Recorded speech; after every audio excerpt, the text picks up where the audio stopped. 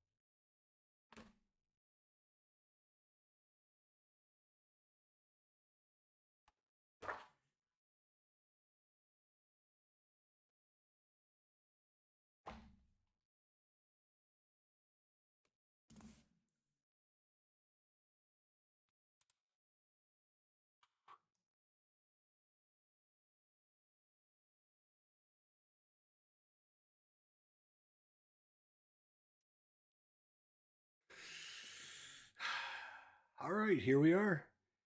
History Maker Golf Championship Golf Simulation Board Game by Play.com. This is our first play of this, first try on the channel. I'm not saying I'm not gonna make any mistakes, but if you see something, let me know in the comments section down below. This isn't that hard a game. There's a little bit of figuring out a few things and maybe forgetting about some things or whatever. So I don't think it's that difficult. I mean, I play a lot of games, so I mean, I'm used to different mechanics and stuff. Maybe it's just the way I am, but for me, it doesn't seem that difficult. And hopefully, we won't make it that difficult. But the only way to really try, just like we did with Tyler Tim earlier board game, I just set it up and played it, and we'll see how we do. Right? So that's what we're doing. We're going to set it up. We're going to play it. We're going to try it. And all we're going to do is we're going to do something simple. We're not going to run a tournament or anything crazy. All we're going to do is put Marco Mira up against David Duval, 1999 Masters.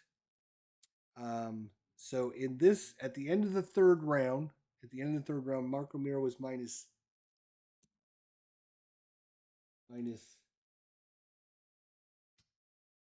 he was -4. Sorry. Marco Mira was -4. David Duval. Just double checking here. It's third round. There we go. Marco Mira was -4. Tied with Phil Mickelson and Paul Azinger. Freddie Couples was in the lead at -6. And tied for fifth was David Duval at -3 and Jim Furyk at -3. So it was Freddie Couples on top with Paul Azinger, Phil Mickelson, and Mark O'Meara tied one stroke behind.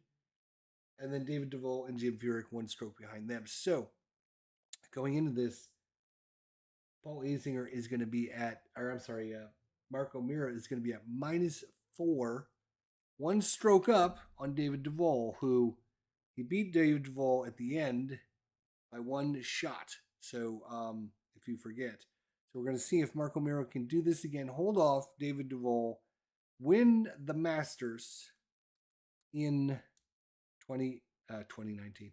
How about 1999? There we go. There it is. There it is. All right. So again, not an expert.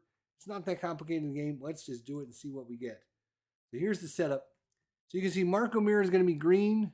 This is his little pawn. He is the leader.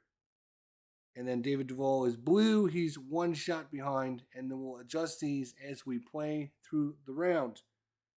And this chip is nothing more than to remind me, okay, this is the player we're currently on. This is the player we're currently on. And then, we'll move that over. This is the player that's currently going. Because I don't want to go, oh, is this guy a bomber? And then look and accidentally look at the wrong card. All right. So -4, Marco Mira, one shot lead on David Duval. And here we go. We're going to start off with Marco Mira. This is, of course, the Masters, Augusta, Georgia, 1999. So we start off with the par 4, 445. It's daunting and challenging. Let's see what happens. All right, it's a 5. So 5 means they're coming off of the course. And we have a 4 and a 6. So it's a 46. 46 is going to be trees. Trees. And of course, now I've got to find the trees. There's the trees. And we rolled a 6. And it says 1. So it must mean on his first shot. Ball in trees from tee shot. Yes. Rolled a 6. All right. Masters, question mark. Masters, question mark.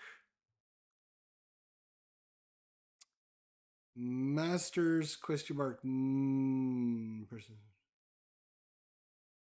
Otherwise, trouble getting out of trees. Scramble to green in 4. Easy putt for par. Oh, I'm sorry. That is on a par 5. My bad. Start again. See, I told you there'd be a few things. I didn't realize they were on 3s and 4s and 5s. All right, that makes more sense. 46, which is the tree and 1. We're in the tree and 1. We got a 6. Master again. No, he is not a master, question mark. He is no master. He's no master. So, it's going to be otherwise. Troublesome lie produces uncomfortable shot. Foul up iron to fringe to green. Double difficulty putt for par. So double difficulty putt for par. And this would make it even difficult, but you can't get anything more difficult than double difficulty. You can't get anything worse than double difficult for par. That seems really hard. So it was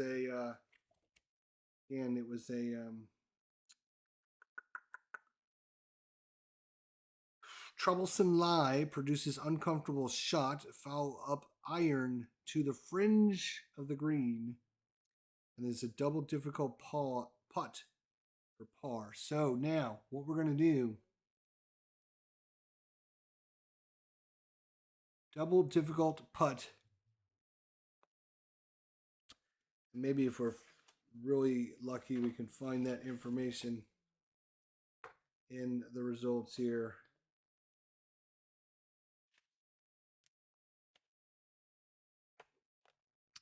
Otherwise, I'm probably going to have to look it up.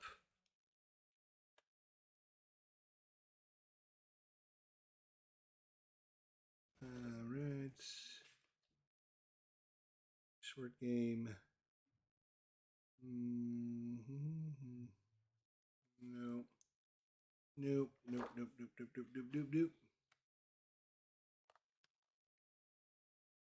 Doop, doop, doop, doop, doop, doop. We're off to a flying start as usual. Oops. All right, hey Tim, how you doing, Jeffrey? What is going on, my friends?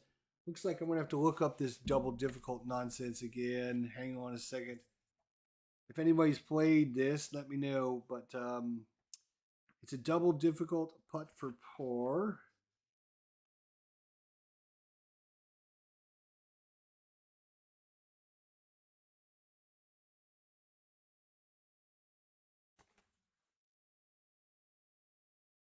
Okay, double difficult.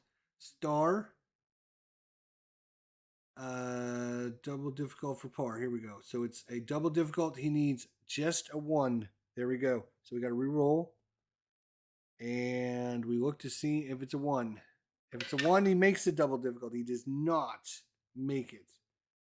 He does not make it the double difficult for par. So now he's going for difficult.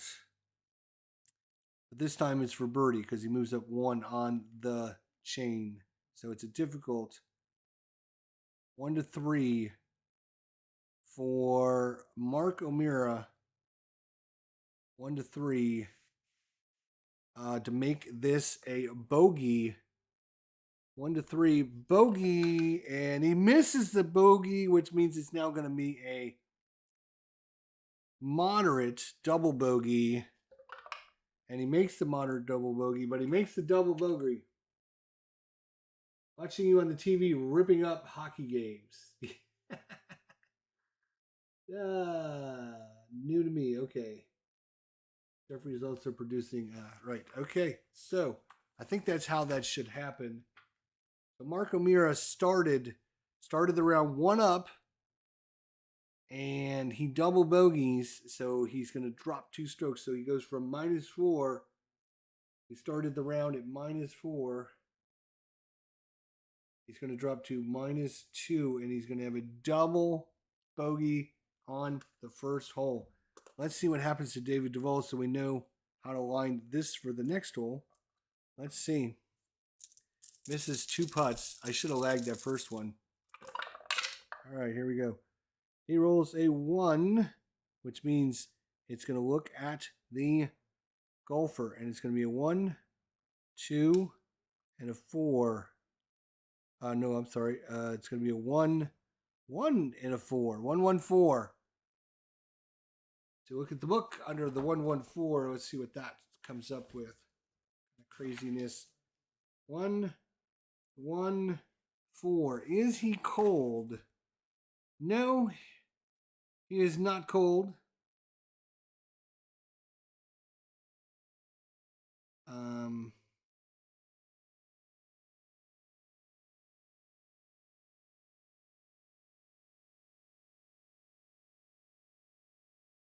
Cold question mark. No. So the way he would get cold. No, he's not a cold. 1-1-4, cold. Hits green nicely. Ball rolls too far. Misses first putt by inches. Tap in putt for par. So tap in putt for par. Tap in putt for par. Now, this is not comes into play, I don't believe, when you're on the golfer. This only comes into play when you're on the card. So I believe it's a tap in putt for par. A tap in means tap in putt for par. Let's see here. Routine putt for nope. Par. Par or worse. Moderate. It just says tap in putt for par. So I'm thinking that means anything but the double 6 means it's in, and it's in. Okay. So David Duval stays at 3 under. That's where he started the round with the par on the first hole. And he will stay at 3 under. And now, just like that, David Duval is our leader, and Mark O'Meara is 1 shot back.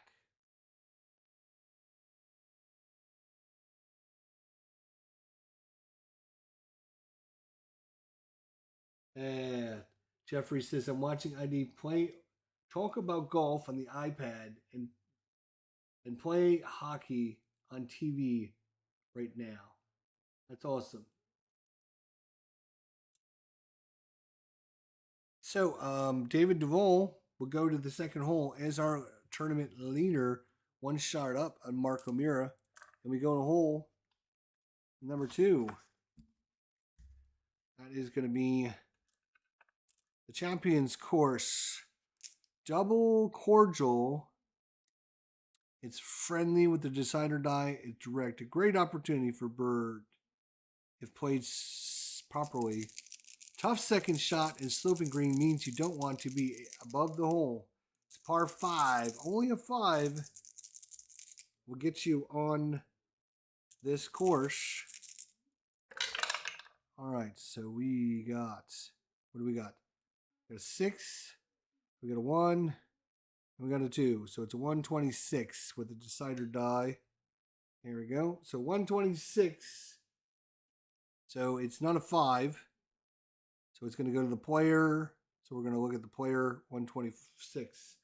126 is Duval a champion? He is a semi-champion.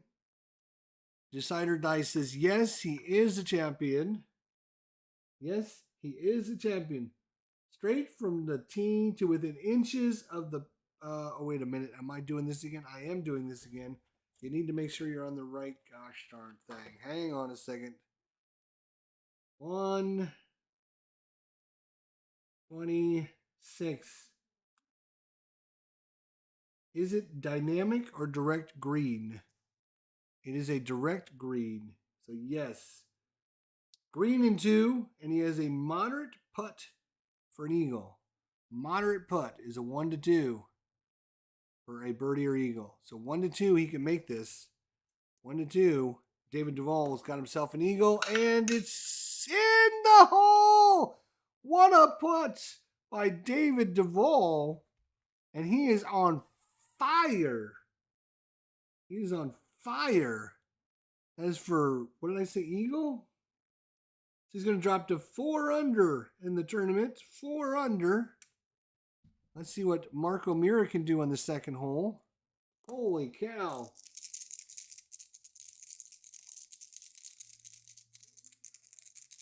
Here we go. Iron is a 4 and a 4 and a 5. So we're going to go 4, 4, 5. And we're going to look at the par 5s again. 4, 4, 5. Okay. Is he gilded? Is he gilded?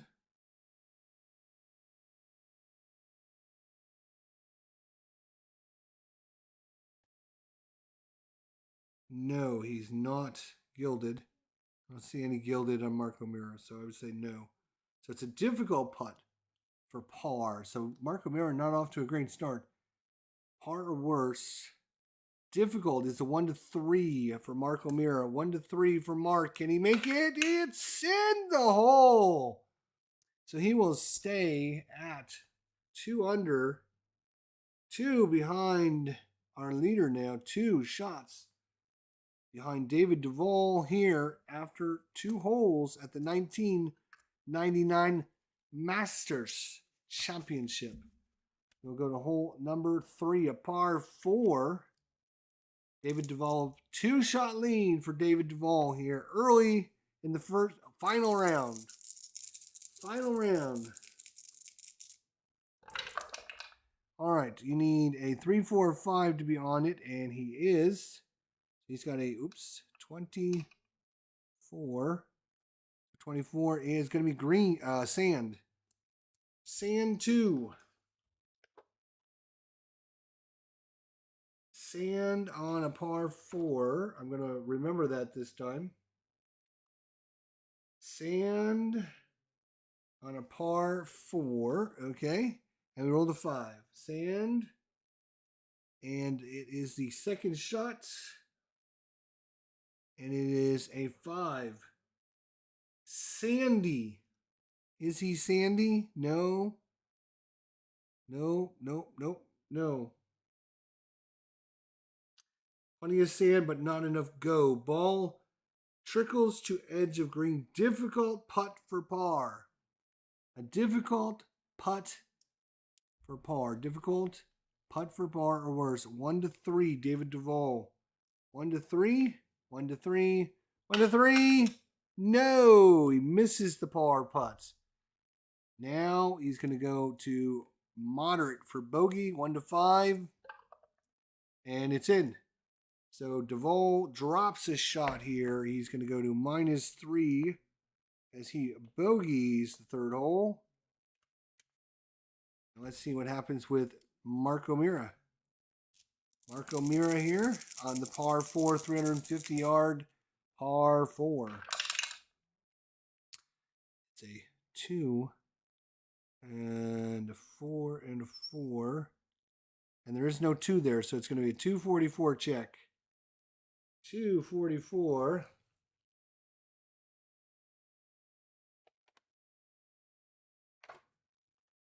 2, and this is a par 4.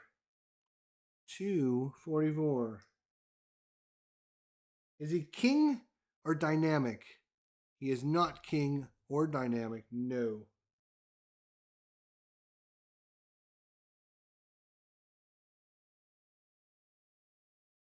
King or dynamic? No. Is he a utility? No, he's not.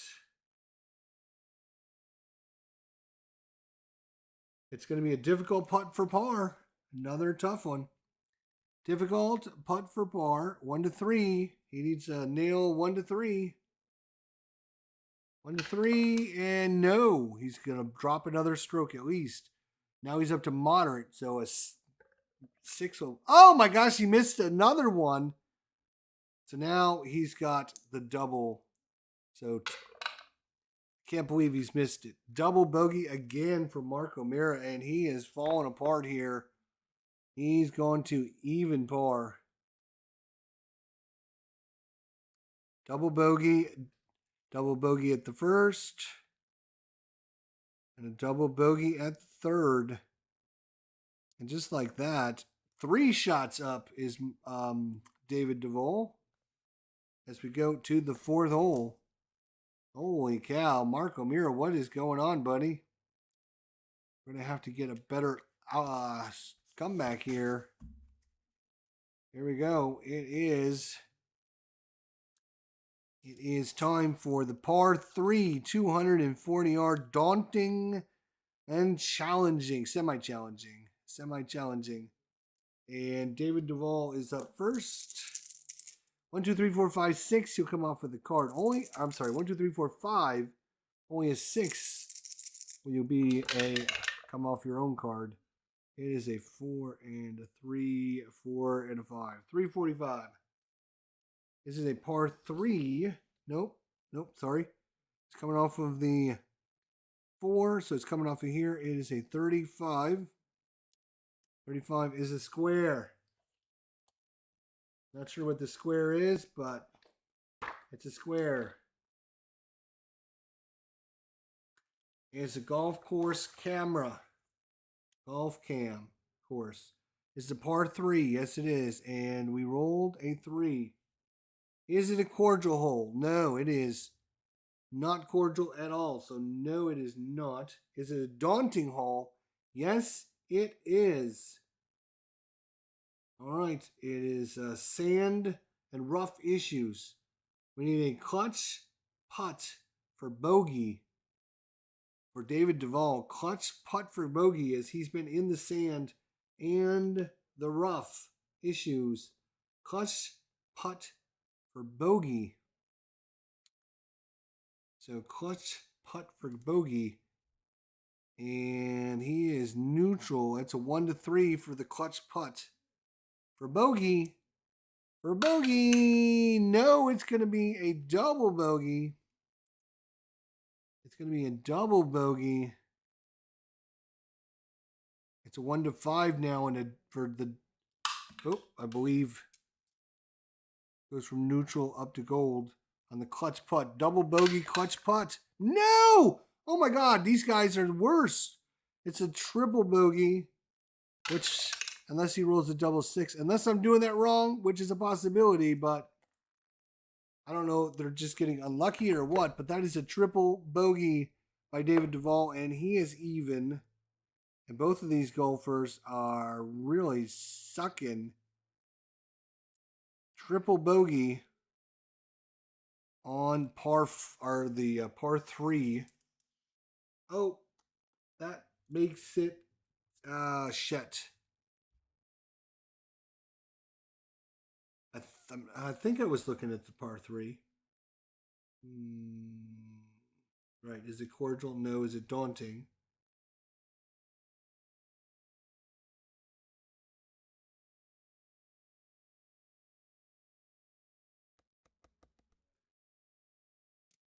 I might have messed that up for David DeVoe, actually, because I'm not 100% sure I was on the par three.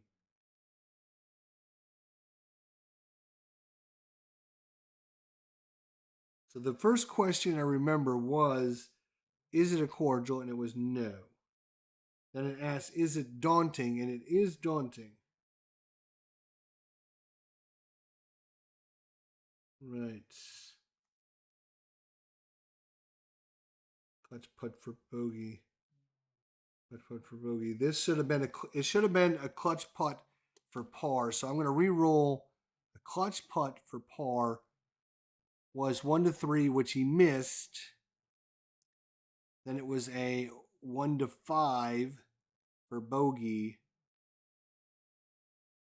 Well, I'm not 100% sure what happens if you miss a clutch putt.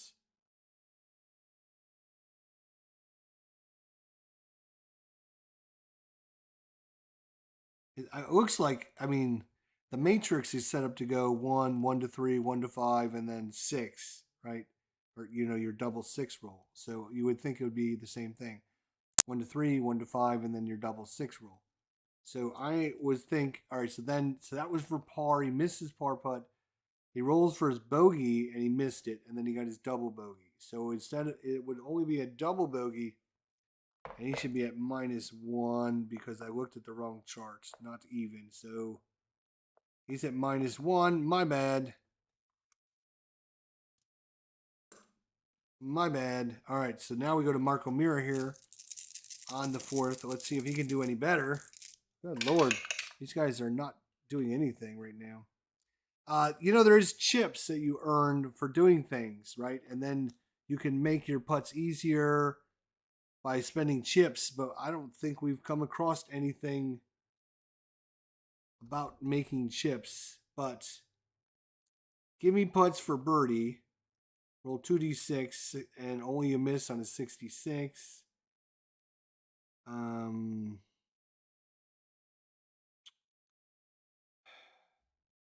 then clutch putts. If you make the clutch putt, oh, okay, right. So if you make, we've had a couple of these so far. We've clutch putts. Then you make it, you get a blue chip. If you miss it, you get a red chip. Right? So they're supposed to help you later on with other things. So we've had a couple of clutches that I haven't done anything with. So, anyways, like I said, I'm still learning the game. I'm still figuring it out. I'm sure we'll miss a few rules here or there. If you see something that maybe we didn't cover, let me know. But we got Marco Mir here on the par 3, fourth hole. All right, he rolls a 3, which is on there. So we're going to do a 56, which is, it's rough and 1. We're going to find the rough. We're going to find the rough. We're going to look for the rough and the par 3 this time, damn it. And we look at the 6. Is he a master? Again, that master question. So the answer is no. Otherwise, ball nicks obstruction, but makes it onto the green barely. Double difficult for par. Oh my God. Double difficult for par. He is going to lag it. He's going to lag it this time. So double difficult for par, you would need to roll a 1-1 to make a double difficult. I believe you have to roll a double one to make it. Oh my gosh, he rolled a 1 and a 2. That would have been funnier than hell. But because he lagged it though, instead of going to the next group up, basically you go from double difficult to moderate to easy. Because we lagged it, we get to jump 2 things. So instead of a 1 on a putt, we can go to 1 to 3 on the next putt because we lagged it. So we don't have much of a chance of making the lag putt, but it helps us on the next putt. So this is for bogey. Oh my gosh. Are you kidding me? That is a miss and a bogey. So now another double bogey. This putting seems really hard. I don't know if I'm just getting unlucky or what, but man. And then, yeah, so he needs to double 6 to miss it. But double bogey again? Are you kidding me? Are these guys just horrible or are we just getting unlucky? I don't know. He's now +2. He started the tournament at -4. He's got a double bogey, a par, a double bogey, and a double bogey. So 3 of the first 4 holes he's double bogeyed. So something is wrong. Something is very, very wrong. There's no way that Marco Mira would double bogey 3 of the first 4 holes. So I don't know. I must be doing the putting wrong or something.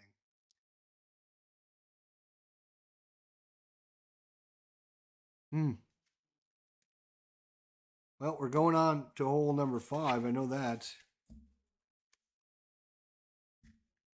Hole number 5. I guess this is when the clubs fly for sure. All right, Duval has honors because, I mean, right? I mean, -4 to start the tournament, -3 for David Duval, and we're at +2 and -1.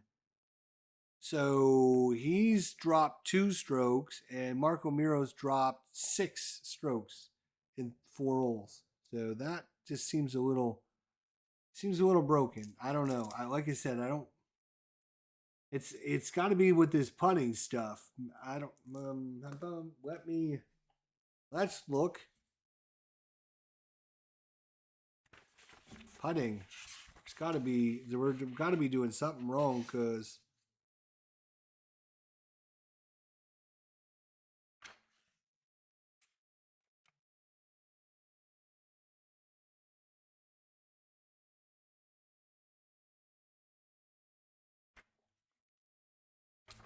Yeah. Blue chips are earned making putts, and then they can be used to control the hole for the golfer. Reduce normal putts 1 level of difficulty. Yeah, see, it's all about the level of difficulty in this. So it's a 1 that goes to a 1 to 3, that goes to a 1 to 5, and then it goes to a double 6. And that's for par or worse. When you're going for eagle or birdie, it's a double difficult, which is a double 1, right? Oh no, well it's a 1, and then you have to look at the decider die, and the decider die will actually tell you if it's a 1 or not. Then you go 1, 1 to 2, 1 to 4. And then your high dice is 66 to miss it. If the putt is missed, the next putt is at the next easiest difficulty level. So 1 to 3 goes to 1 to 5, which means when you roll a 6 on this, you're going to double freaking bogey every time. Oof. Yeah, these dice are brutal for our golfers, I think. All right, David Duval. Maybe it's just bad luck. Let's just go.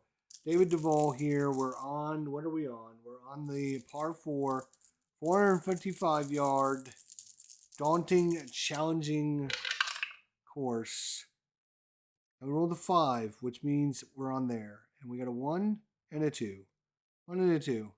That is a circle. We got the old circle shot. Circle it is.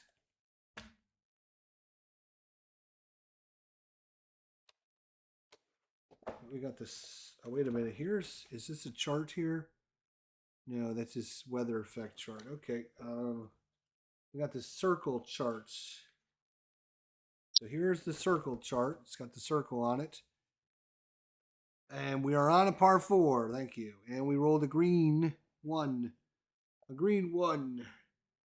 All right. Challenging green. Is it a challenging green? It is a decider challenging. The decider says, nope, not this time. No. Or is he scatter golfer? He is not a scatter golfer. The answer is no. Challenging green or scatter golfer. Golfer races to green with 2 fabulous shots. He has a clutch putt for birdie. Clutch putt for birdie. Clutch putt for birdie. All right, here we go. It is a clutch putt for birdie. Clutch putts. He's neutral. He's not gold. He's not rust. Neither one of our guys have got any of those. So he's just 1 to 3. He's going to make it the clutch putt. Boom. He doesn't. But he gets one of these then. A red chip. I'm going to remember this time now. And I think after this is the question. So what happens after the clutch putt, right? Maybe I'm making this is where I think I messed up, right? Because it should be a lot easier for these guys to make the putts now. And I don't know if it goes 1 to 3 and then you go to the 1 to 5, right? Let's see if we can find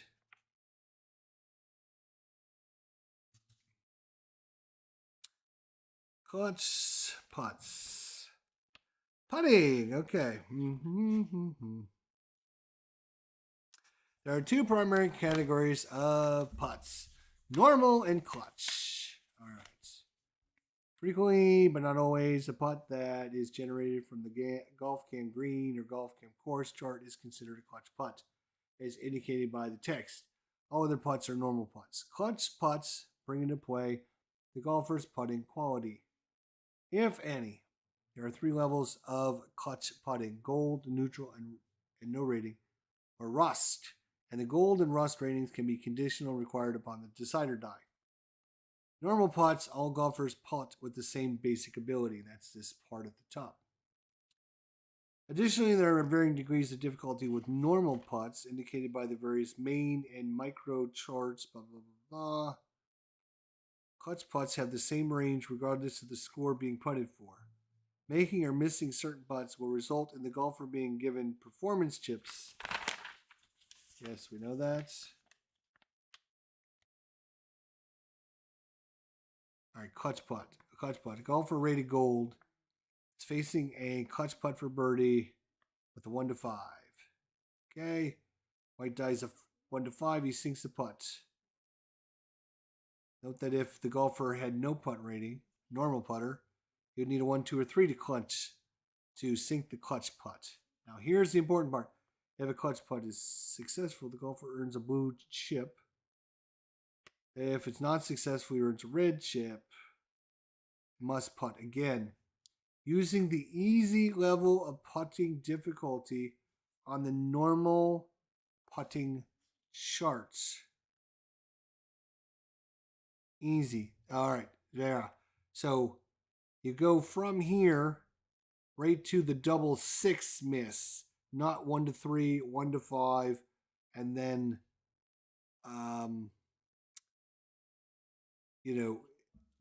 it just automatically goes to the easy from there. Boom. So, for example, if a clutch putt was birdie is missed, it'd be followed up with an easy normal putt for par. Easy normal putt for par. Easy normal putt is going to be, your double. You have to roll a double 6 again. If the putt was missed, it would be followed up with a gimme, putt for bogey, and so on. Gimme putts.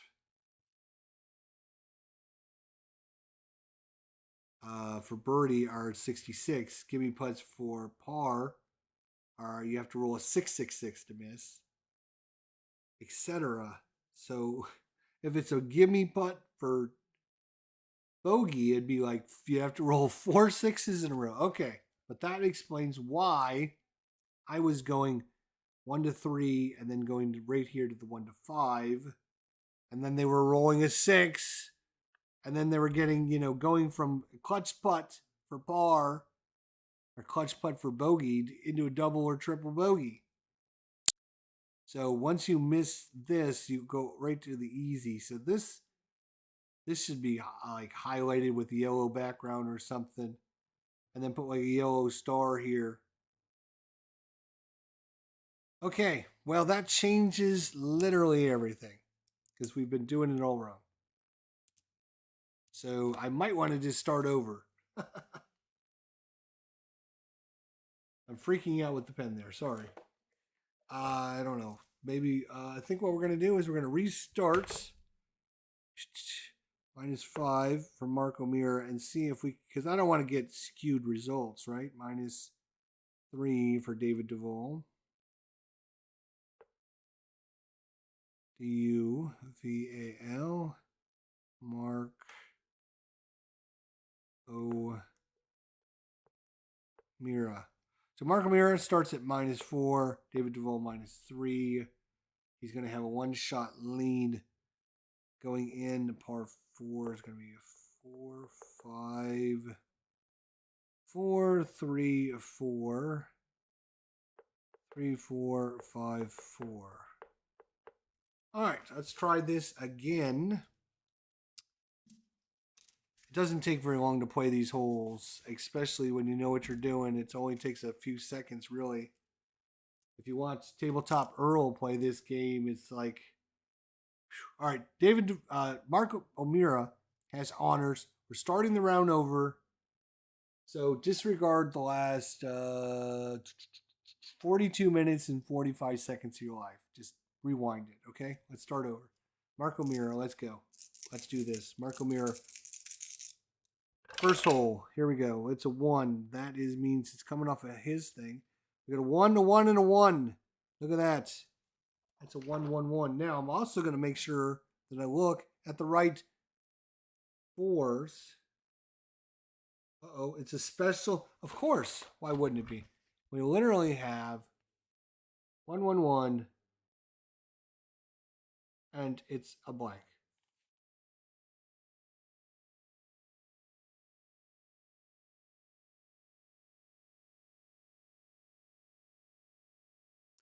On a par 4, yeah, we're on the par 4, as you can see.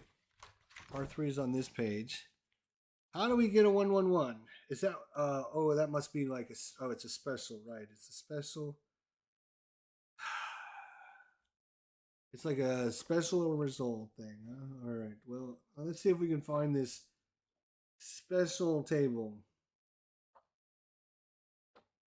Special results. All right, looks like we are going to be re-rolling some dice here. We'll roll these 2 dice.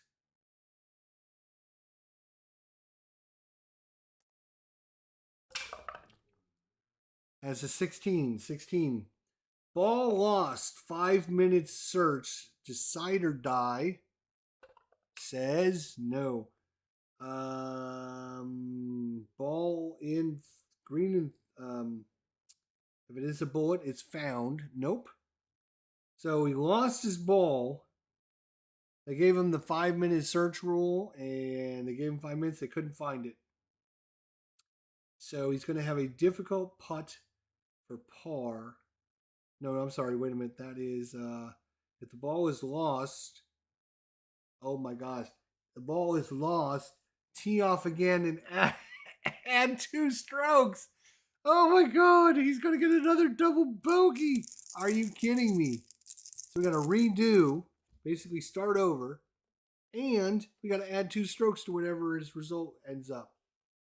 God, Marco Mira, what are you doing, man? I have bad dice for sure. Oh my God. It's a 1 and a 3 and a 6. So 136. Par 4, 136. Is he a duffer or a scatter? No, he's not.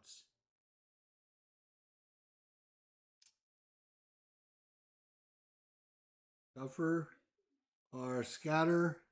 Duffer, scatter, nope. Is he a hero? He is not a hero. Oh, David Duval's a hero, but not Marco Mira. Lofted in the green. Easy putt for birdie. Easy putt for birdie. We have an easy putt for birdie. That was hero. Lofted onto the green. Oh no, wait. I'm sorry.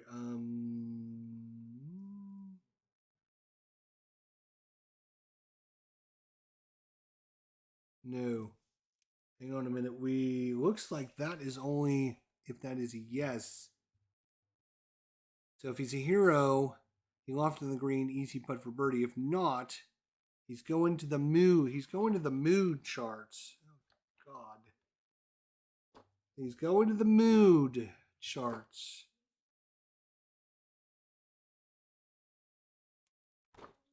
Maybe if I can find a mood. Where's your mood? Mood experience. Mood. Here's his mood.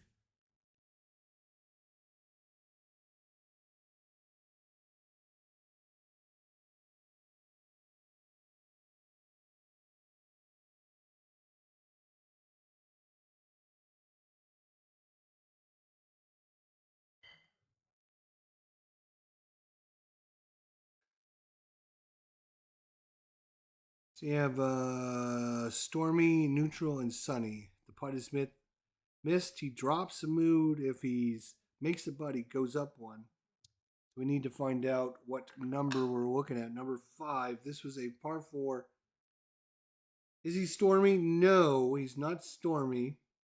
Everyone starts neutral. 2 solid shots. Moderate putt for birdie. Wait. Moderate putt for birdie. But remember, because this is weird. This is weird. We have to add 2 strokes because he lost his ball and had to retry. So instead of, well, the other one said just add 2 strokes. So this is weird. This is weird how this is working out. So he has a moderate putt for birdie, which is a 1 to 2. He makes it. Let's see. 1 to 2. He makes it.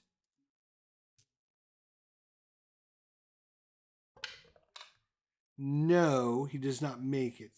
So it goes to easy putt.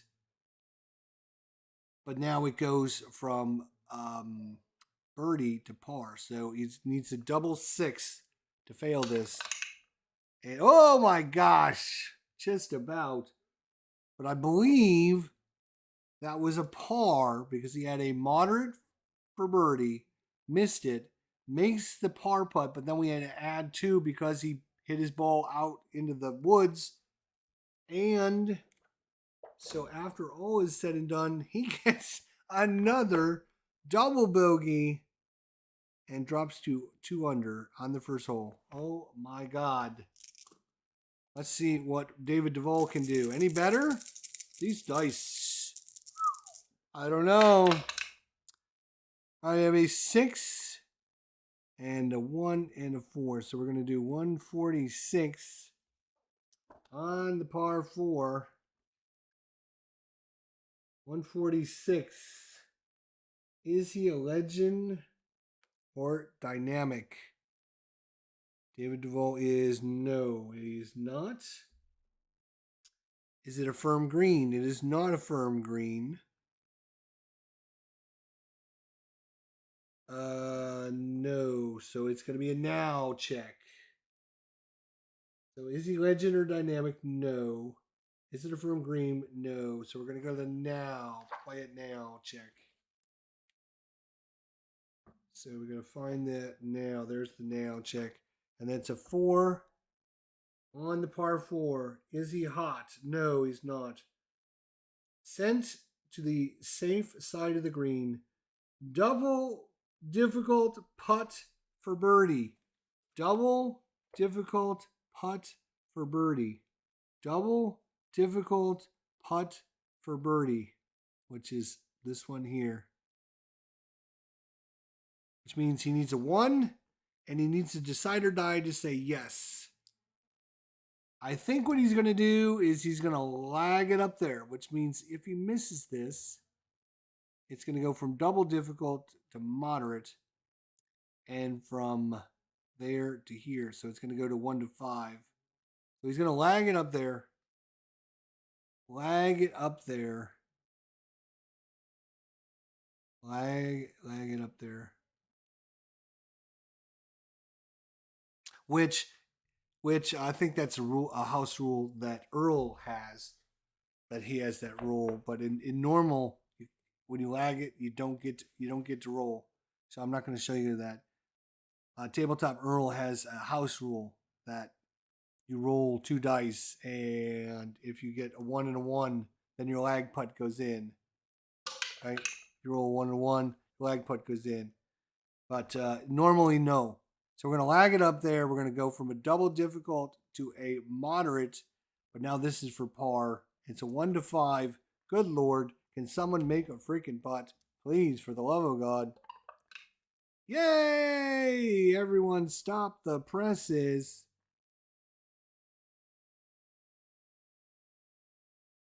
And David Duval takes the lead of the tournament, just like he did the first time we did this.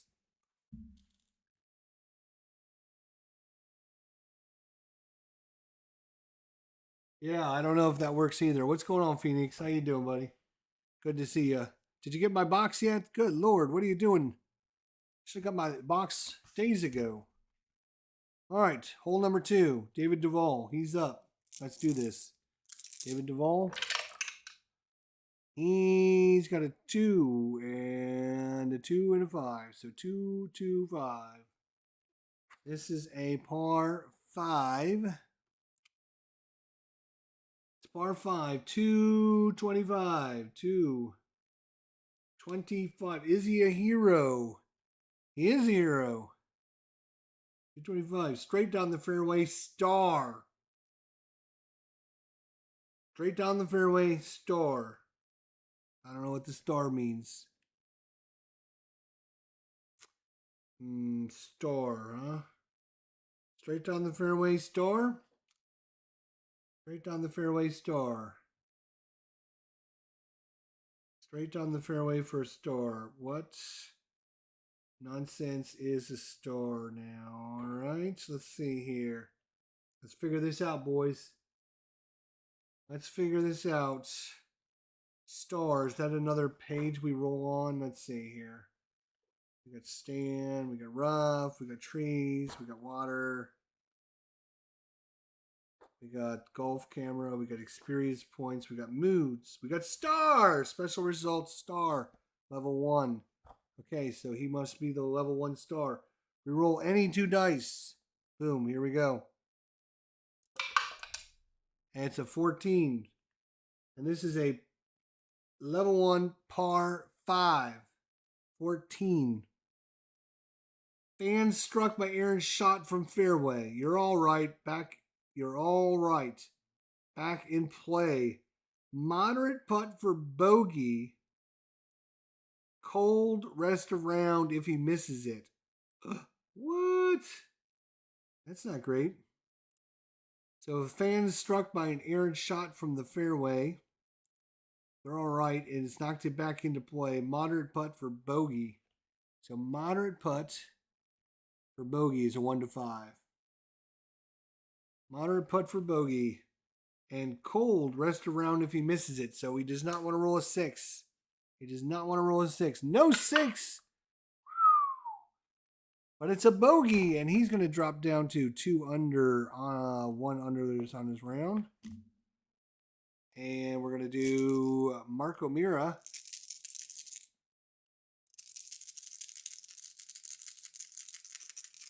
Yeah, I figured. All right. So we got a 6 and 1 and a 2. So 126, par 5. 126. Is he dynamic or is it dynamic or direct green? It is a direct green. So yes. Green and 2. Moderate putt for eagle. What? Moderate putt for eagle. Moderate putt. It's a 1 to 2 for eagle. 1 to 2 for eagle. 1 to 2 for an eagle. Marco Mir, come on. No. So it goes from moderate to easy for, and this will be for eagle. This will be for birdie. It'll be an easy putt for birdie. Easy putt. Only 66. No, it's in. And Marco Mira, what? He gets our first birdie ever. Whoa, and he's going to drop back down to 3 under. And he takes a one-shot lead back against David Duval. Duval bogeys. Marco Mira birdies. Birdies you normally circle, right? And we'll put the square on here for the bogey. And for Marco Mira, we'll put the double square for the double bogey. Double bogey and a birdie. Nice. Here we go. On to hole number 3. I think you know what? I'm glad we started over. I mean, we messed up these first couple holes. But I think we're getting the hang of this a little bit better now. So Marco Mira's got honors. Hole number 3. Par 4, 350 yarder.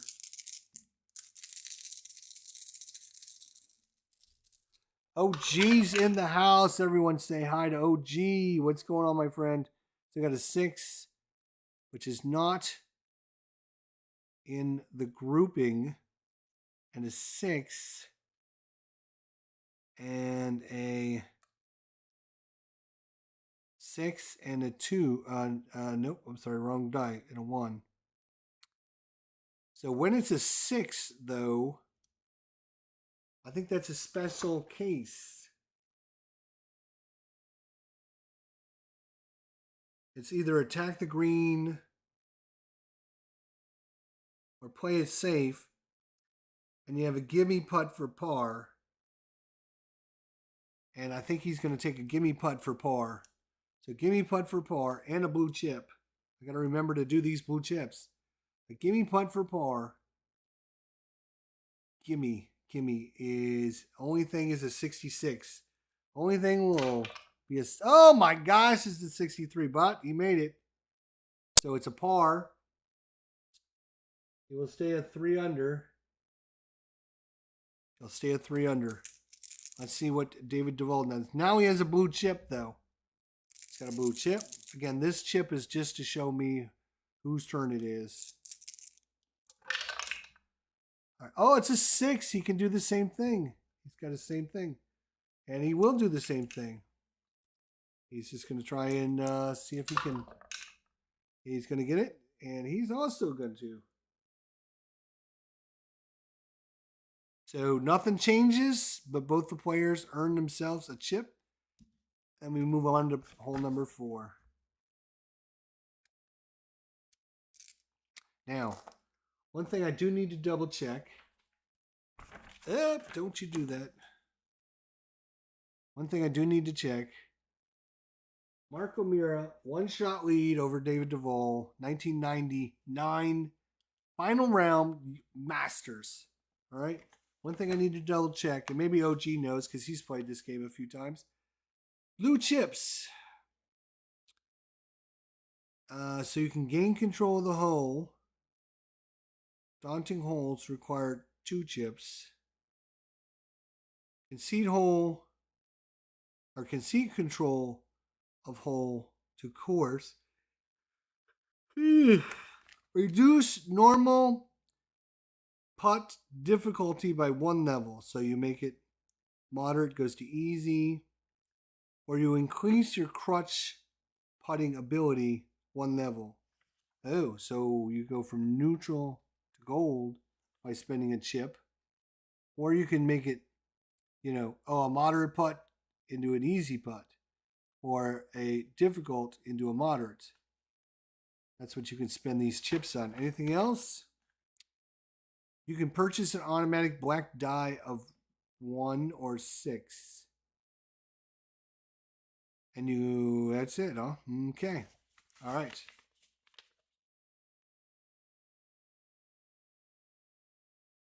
The years are 1958, 1962, 1971, and 1975. What are we talking about? We're on the 4th hole, and it is Mark O'Meara's up first on the 4th hole. Here we go. It is a 2, so this is coming off of the card, and we have a 16. So that is going to be a 3 and 1. This is a par 3, 3 and 1. I got to go to the tree. Par 3, 3 and 1.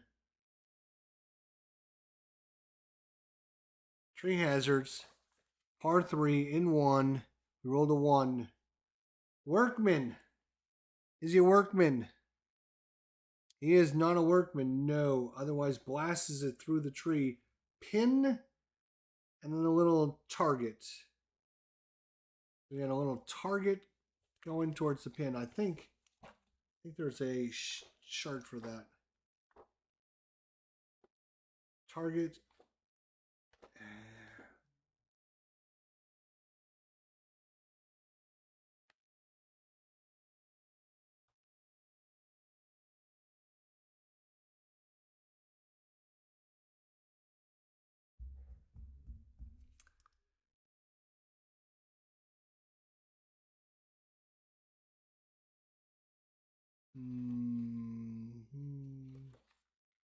I found a pin target die, but I don't know if there's. That's all under like the short game. Don't know if.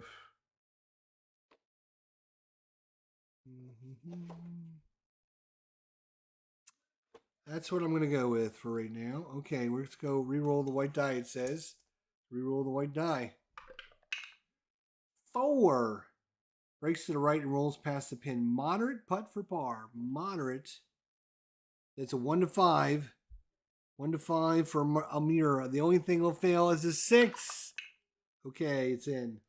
Par putt for O'Meara. He will stay at 3 under. Let's see what David Duval does here.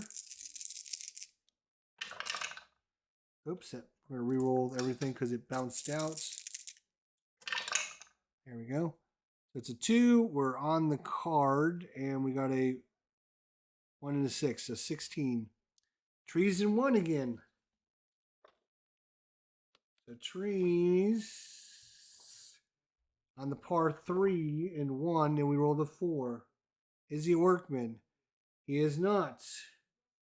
Lofted on the trees and close range to pin. Moderate putt for par. So once again, moderate putt for par, 1 to 5. Anything but a 6. He will stay at 2 under. He will stay at 2 under. So 2 pars for both of them in a row. Mark O'Meara keeps his 1-shot lead going into hole number 5. Here we go. O'Meara has honors. 1 shot up. It is a 1. This is not on here, so it's actually going to be a 146. This is a par 4. Par 4.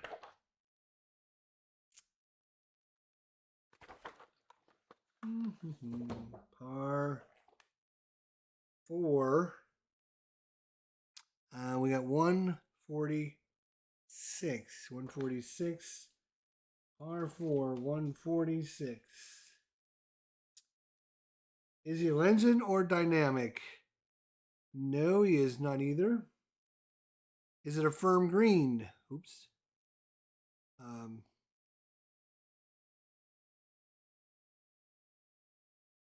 This is a 4. 140, 146. Is it a firm green? No, it is not. It's a now chart. We need a now. They want to know what we're doing right now. Maybe. Where is this now? Golf cam now. Golf cam now. Okay. Par 4, right? Yes. Roll the 3. Hot. Is he hot? No. It's a double difficult for birdie. Double difficult for birdie. Double difficult for birdie.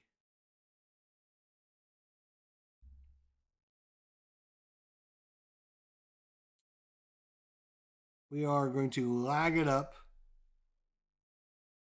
So double difficult for birdie. We're just going to go for the par.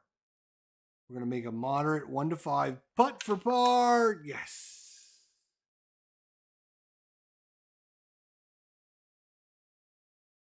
And let's see what Duval does on this hole.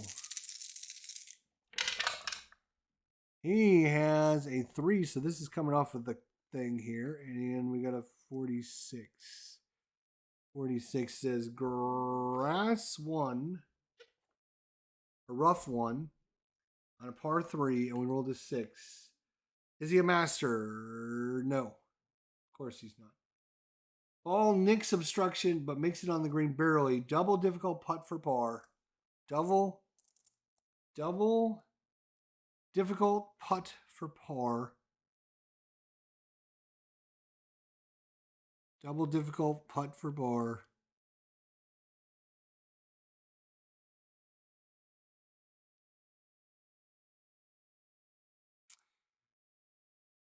Double difficult. He could make this one easier, right?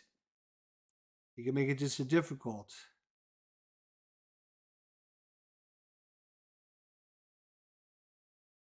Double difficult for par. He needs a 1 and the decider die. Oh, he had the decider die, but not the 1. So he misses that, which now makes it a difficult putt. But he's going to spend a chip and make it a moderate. So only a 6 will fail him now. This is for bogey, though. Ooh, he made it for bogey. Okay. So he is going to drop a stroke. He's down to -1, David Duval. D. Scott Howard, what's going on, my friend? Good to see you. Go to the par 6, or par 3, 6. Par 3, 6. It's Marco Mira. 3 under. 1 under, David Duval. Final round, 1999 Masters. Marco Mira, he's up. Let's see what he does on the hole. It is a 2, so it is coming off of his player. 2 and a 1 and a 2, so 122. This is a par 3, 122. Par 3, 122. Is he a hacker? He is not a hacker. Tap in putt for par. He's got a tap in putt for par.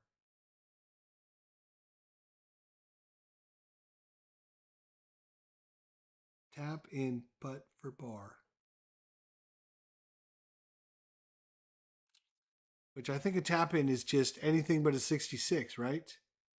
Anything but a 66, it makes it. This is for par. 54. He's all right. So he will stay at 3 under. He has 4 pars in a row. Let's see what David Duval does.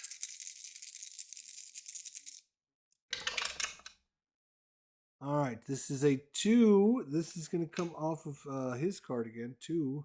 and a 2, and a 2. So he's a 2-2-2. 2-2-2 it is. Par 3. 2-2-2. Special results. Oh my god. We're going to the special results chart.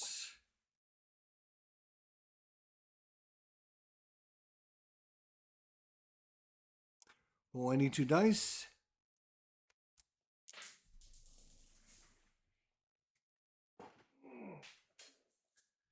Here we go. Any 2 dice. And he got a 33.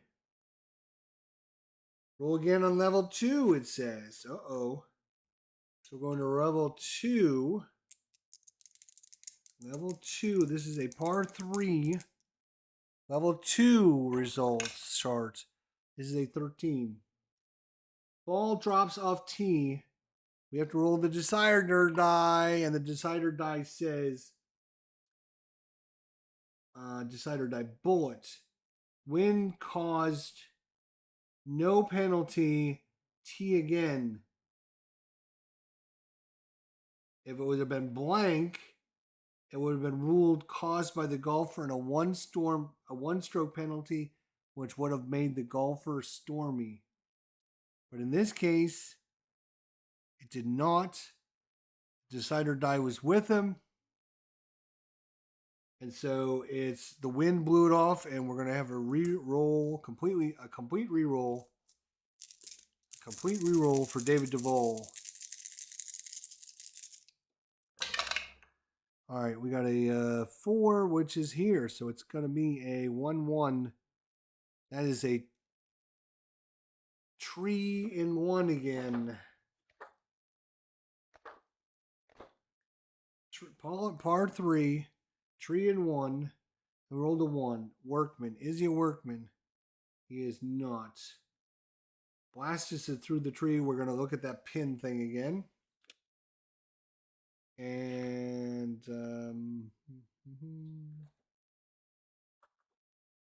pinned is decider die.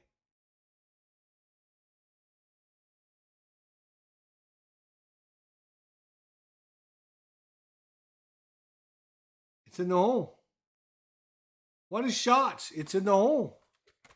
We're looking at this pin with a little thing.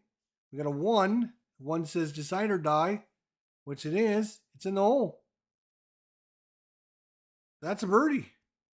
That is a birdie. David Duval chips it in off the green. Well, he blasts it through the tree, and into the hole. And he's going to go back to 2 under, a birdie. And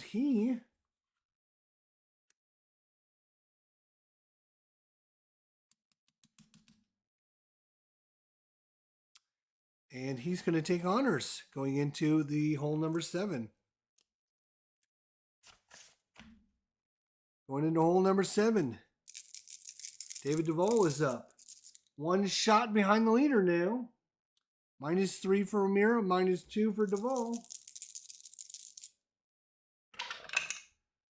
It's a 1. There is no 1, so it's going to be a 125. 125 on a par 4.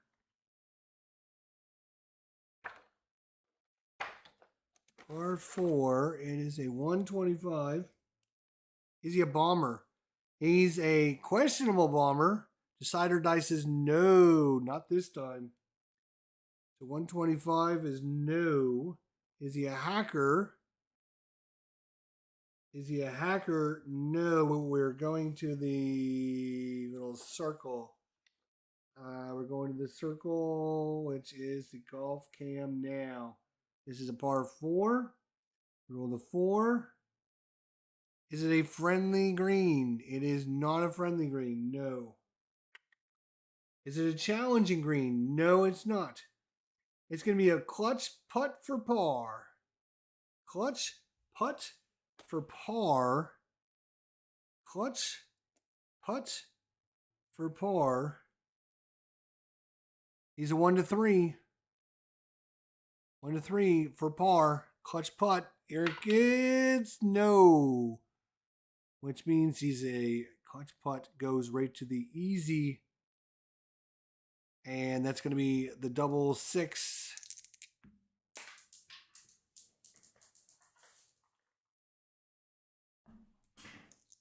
Double six for bogey. And he drops that stroke he just got. And he's going to drop that stroke he just got and go to -1 on the bogey. Let's see what Marco Mira can do.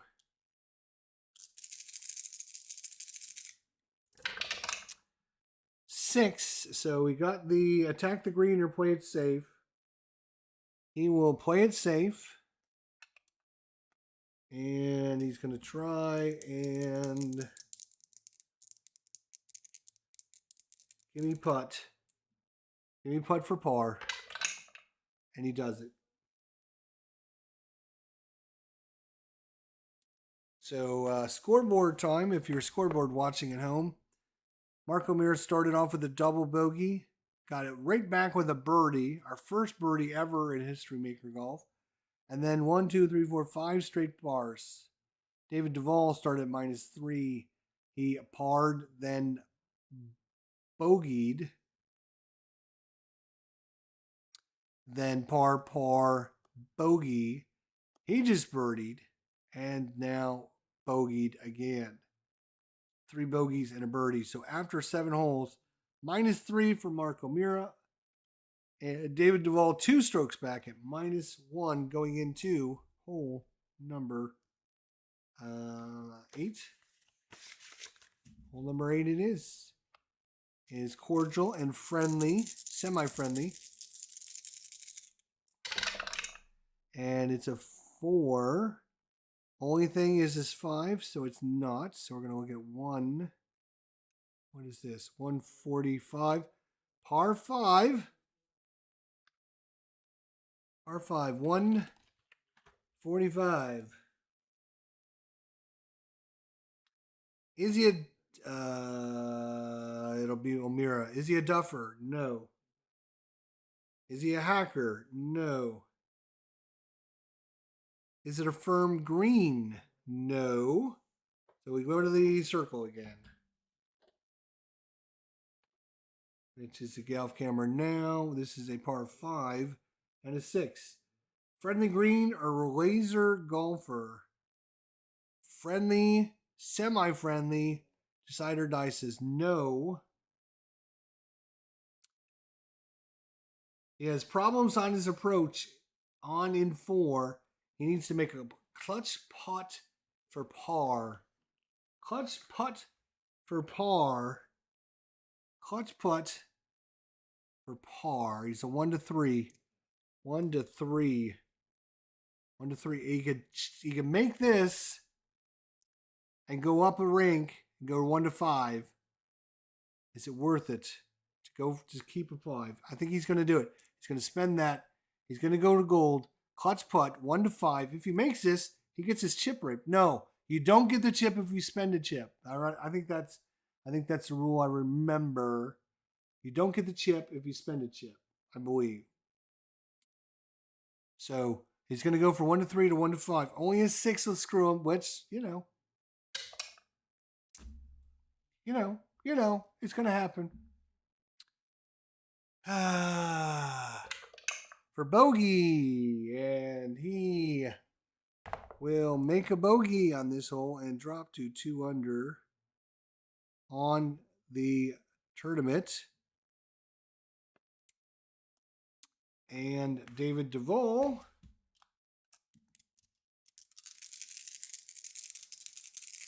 what's going on, Dwayne? How you doing, buddy? Good to see you. It's a 6. Okay, so we got the same old. Anytime you roll a 6, it's basically you're gonna risk going for it, or you can just play it safe. You're gonna give me putt for par, right? Which means unless you roll a double 6, you get a par basically. So 98% chance of getting a putt for par. You can go for it, but there's kind of a risk reward. And I think he's just gonna play it safe, go for it. Yep. And take the 1 minus 1. And we're going on to the 9th hole. Final round coverage of the 1999 U.S. Masters. Thank you for joining us here. At the log cabin. I'm Bern Scott, and out on hole number 8 is Bernard Longer. And Bernard, what do you see out there? Well, there's lots of green grass, and there are birds in the tree chirping. But we're going to have quite an exciting game of golf here today. Hole number 9, halfway home, boys. Duval has honors. It's 1 shot lead by O'Meara. 1 shot lead now. And we need a 2, 3, 4, 5. He does not get it. He gets a 1. So it's a 156. 156. We're a par 4. 156. Par 4. 156 par 4. 156. Is he a legend or a bomber? He's a bomber, semi-bomber. Decider die says, nope, not this time. Is he a hacker? No, he's not a hacker. And he's going to be changing his mood on us again. Somebody's changing their mood. Mood.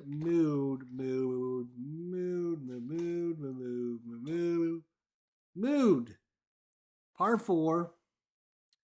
And he rolled a 4. Is he sunny? No, he's not sunny. It's a double difficult for birdie. He's on the fringe of the green. Double difficult for birdie.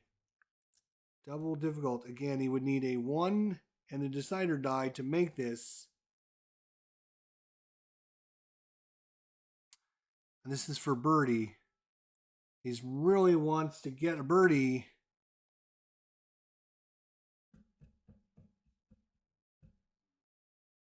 He does not have any chips to help with the next putt. So what he's going to do is he's going to lag it up. He's going to not go for the birdie. And he's going to change into a moderate putt for par. The moderate putt for par. Anything but that dreaded 6. There we go. He got it. Par. Boom. So he is done. We'll go to Mark O'Meara. O'Meara, he's got a, what did he got? A 5. So it's coming off of here. He's got a 25.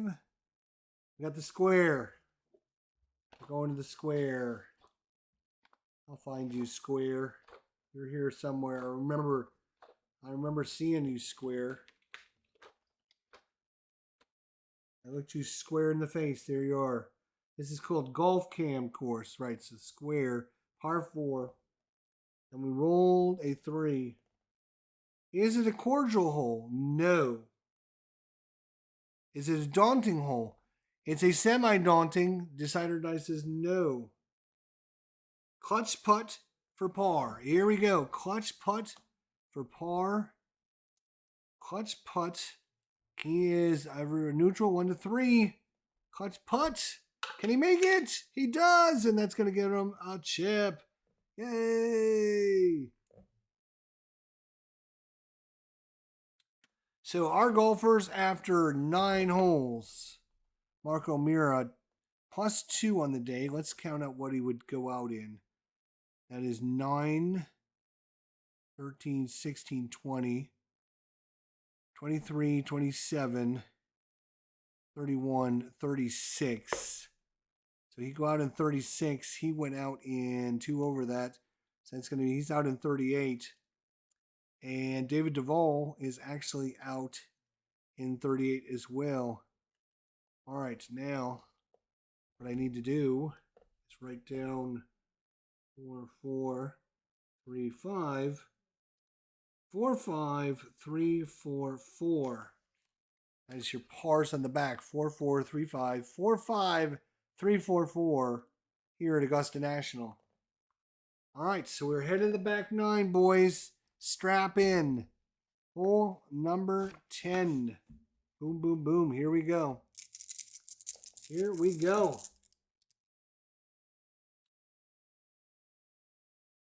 Oh, hey, Captain Carl. That'd be nice, man. If you got something, send it over. Just email me, idgesterlive@gmail.com. Now, before you do that, I did order Course Pack 1 and Course Pack 2. So I don't know if anything you got extra came out of that stuff, but I did order a couple season files and Golf Pack Courses 1 and Courses 2. So, all right, Marco Mira, he's got honors. Here we go. Some birdies would be nice. Let's see if we can get something done, boys. All right, this is a 2, so it's a 36. 36 is in the tree on his second shot. Tree and 2. Tree and 2 on the par 4. Tree and 2. And rolled a 4. Is he a workman? No, he's not. Clean escape from the trees to the green. He's got a moderate putt for par. Moderate putt 1 to 5. Moderate putt for par 1 to 5. 1 to 5. 1 to 5. And of course he misses it. He's now got a double 6 or, oh my gosh, he almost missed that. That's a bogey. He drops even par. I'm sorry, to -1 on the, and that is another bogey. That's 6. This 6 has come up so many times in this white die, I don't even know. All right, Marco Mira seeing a little bit of life now because this is going to make everything even as long as he doesn't bogey. All right, he's got a 4 and a 45. Tree and 1. Par 4, tree and 1. And that is a 4. Is he a workman? No. Effortless out of the tree to the green, but birdie putt too long. Moderate second putt for par. Moderate second putt for par. So once again, anything but a 6 will get him a par. He's in there. And we are all tied up. -1 to -1. We're going on the 11th hole. And David Duval has honors because Marco Mira has a bogey. So -1 on their total. -1 and -1.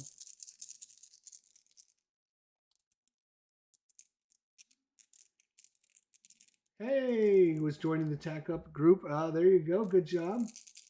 Yeah, send me an email with the list of stuff you have there. That'd be great there, Captain Carl. idgesterlive@gmail.com. That'd be awesome. Thanks, buddy. All right, David Duval. David, what do you got, buddy?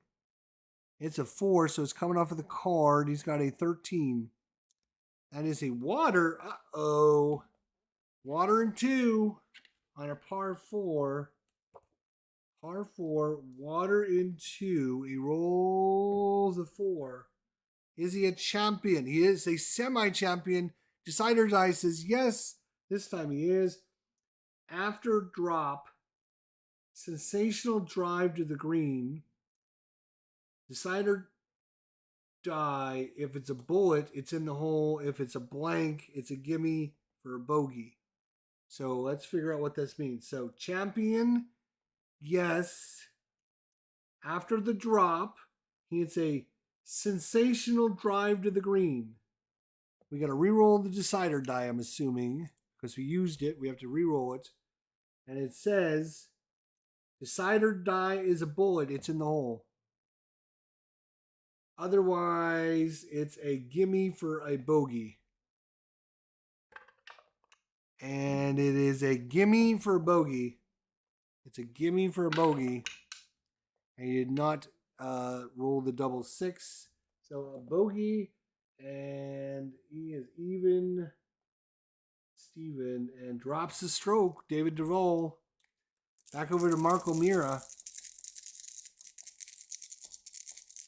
Marco Mira says 6. Oh, wow. He could just play it safe. Play it safe, or he can go for it. I think he's just going to play it safe. Go for the easy putt for par. Or, yeah, easy putt for par. Anything but a 66, it's in. And he will take his 1-stroke lead back. Duval drops the stroke. And we go on to hole number 12. Hole number 12. Marco Mira first. He's got the honors. And he has a 4, so it's a 56. Uh-oh. And the rough in 1. Rough in 1 for the par 3. Par 3, 155. Rough in 1. Is he a workman? No. Tremendous lift. It's pinpoint accuracy. It's a pin with a little target thing. The pin with a little target thing. That is going to be pinned with a little target thing. Shows a 4. Breaks to the right and rolls past the pin. Moderate putt for par. Moderate putt for par. 1 to 5. We can do a 1 to 5. Marco Mira can sink this. It's in. He will stay at 1 under. Marco Mira will stay at 1 under. And now it's David Duval's turn. And he's got a 144. So this is just going to come off of, oops, 144. This is a par 3, 144. Is he a champion? Semi-champion. Decide or die. Fails him again. No. And that is just going to give us a now. Now. I want to see you now. Golf cam now. We have a par 3 and a 2. Par 3 and a 2. Is he hot? No, he is not hot. On green in regulation, but with a tricky path to the pin. It's a difficult putt for birdie. Difficult putt for birdie. That's a 1. If he can get this in somehow, he would tie Marco Mira. He needs the 1. Needs the 1. It's a 1! He's done it! He has done it! And we are all tied at -1. -1. And we are all square here at the Masters with, what do we have? 1, 2, 3, 4, 5, 6 holes remaining. We're all squared. Marco Mira, David Duval going at it. Mano a mano. David Duval has honors. Hole number 13. It's a 6. Does he just take his par 5 and move on? He's thinking about it, and yes. He's just going to, unless he rolls the double 6, he's going to just take the par and move on. That seems pretty smart. Let's see what Marco Mira can do. Mark says 2, 2, 4 on the par 5. Par 5.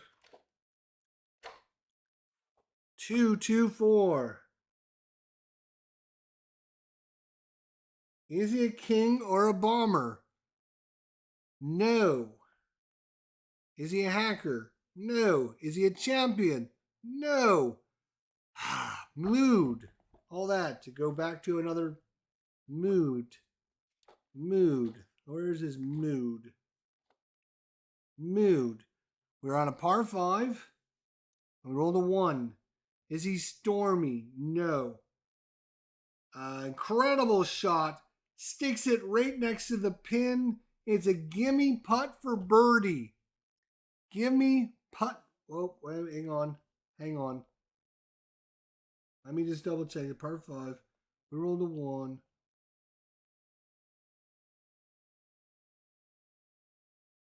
Is he stormy? No. Otherwise, it's an incredible shot. Sticks it right next to the pin for a gimme putt for birdie. Oh my gosh. Do not roll the 66. Do not roll a 66. Do not roll a 66. He doesn't roll a 66. He makes it one a second shot, and he has birdied the par 5 13th, and now has taken a one-shot lead again. Back and forth we go. Holy cow, we're moving on. Hole number 14. Whew, -2 on his in the tournament for Mark O'Meara. -1 for David Duval. One shot lead if you're a Mark O'Meara fan. Mark O'Meara also has a chit. David Duval has nada. All right. Here we go. Semi-challenging course. Let's see what happens. Ooh, it also has the explanation point. 3, 4, 5. And it's a 1. So this is coming off of 114. It's a par 4. 440 yards. Par 4. 114. 114. Is he gilded? Is he gilded? No, I don't see gilded. Is he cold? Actually, he's semi-hot because he's got a birdie in the last 2 holes. He's got a birdie, so he's semi-hot. So that would be no.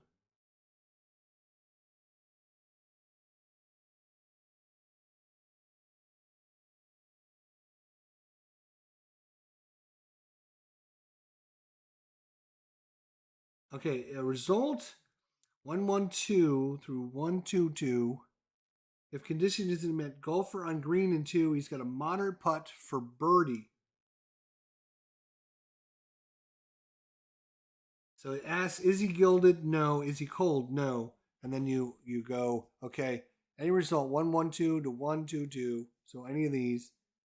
If condition isn't met, which it isn't, golfer on green and 2, moderate putt for birdie. So he's got a 1 to 5 for back-to-back birdies. Are you kidding me? Back-to-back birdies. Can he do it? Yes! It's in the hole! And he drops to 3 under. Back-to-back birdies by Mark O'Meara. Oh, he's putting the pressure on David Duval now. Back-to-back birdies here at the 13th and 14th holes at the Masters. David Duval, he has got a 34 on the card. It's a square. It's a square. He's got a square. Maybe. Where's that damn thing? Oh, you know what? It's one of the ones with the green picture in the background, isn't it? Right here, square. Right. Okay. So it's a par 4 and a 4. Par 4 and a 4. Is it a cordial hole? No, it is not cordial. Is it daunting? No, it's not.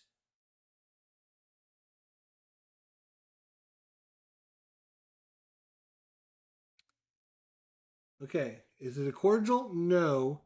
Is it daunting? No. So neither one of those applies. So it's a routine sequence. It's an easy.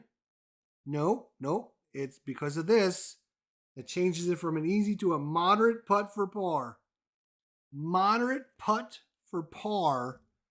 Moderate putt for par, and that is a 1 to 5 putt. David Duval needs this. He's taking some time. He's looking. Oh my gosh, you're killing me, 6. You're killing me. Everyone knew that was coming out. So now it is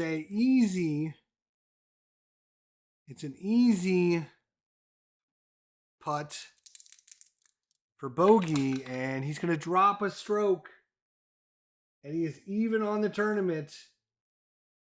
Even on the tournament. And a 3-shot lead with just 4 holes to play. That might have sealed the fate of David Duval in our replay. Wow, that was brutal. A birdie for one guy and a bogey for the other. That is a two-shot swing. Hole number 15. Marco Mira's up first. Only a 5 will get you on the card. And it's a 4, so no. He's going to have a 46. We got a square. Square me up. All right, this is a par 5. We rolled a 3. Is it a cordial hole? It is a cordial hole. Yes, it is. It's not even a semi. Yes, it is. Solid tee held on the fairway. On green in regulation. He's got a clutch putt for birdie. Clutch. Could this be back to back to back birdies? Back to back to back by Mark O'Meara. He needs a 1 to 3. He could make that a 1 to 5. He could make that a 1 to 5. He could make that. He's going to 1 to 5. Anything but a 6. He's going to have another birdie. It's in the hole. And Mark O'Meara comes out of nowhere, storming back. Birdie on the 13th. Birdie on the 14th. Birdie on the 15th. Amen Corner has got nothing on Mark O'Meara. What a putt there. That might seal this one. David Duval, he needs something good to happen. Let's see. That is a 4. So it's going to be a 344. 344. And we're on a par 5. Par 5. 344. 344. Is he a yeoman? Oh, it's Duval. Is he a yeoman or puny?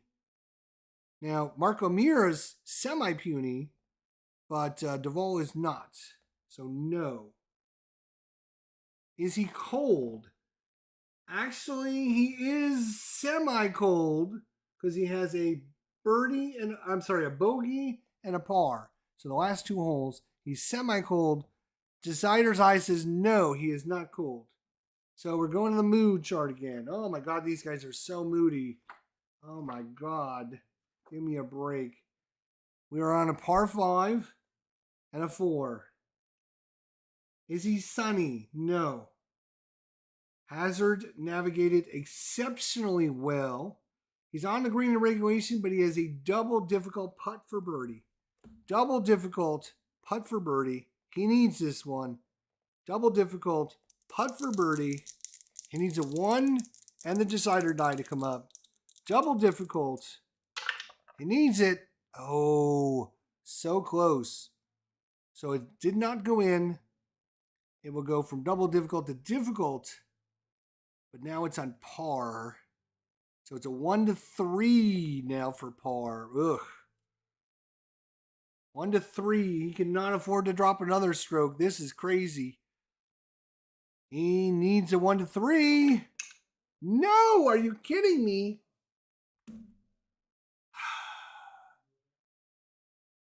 It is now going to turn into a moderate putt.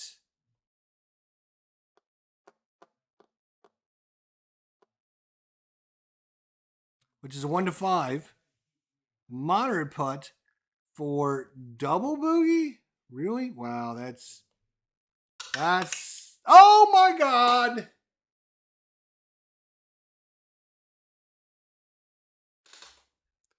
It's a triple bogey by David Duval. Wow. He's going to go to +3. And I don't even know if I can get that many boxes in. That is a more than 6-shot lead with 3 to play. That is crazy.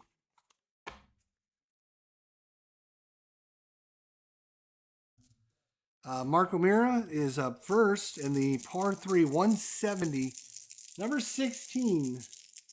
Yeah, check his mood now. Exactly. Oh my God. All right. It's a 3, so it's on the card. He rolled a 24. That's going to be sand in 1.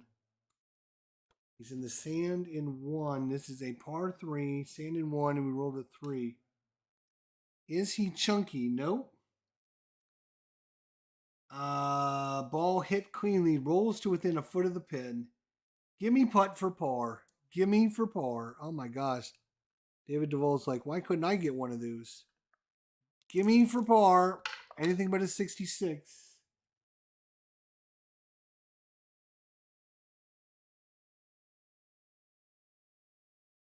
Yeah, anything can happen and you can see it. David Duval, let's see what he's got. It's he's 7 shots back with 3 holes to play. So unless, oh my God, there's a lot of sixes there. It's going to be a 66. 66 on the card. That's a square.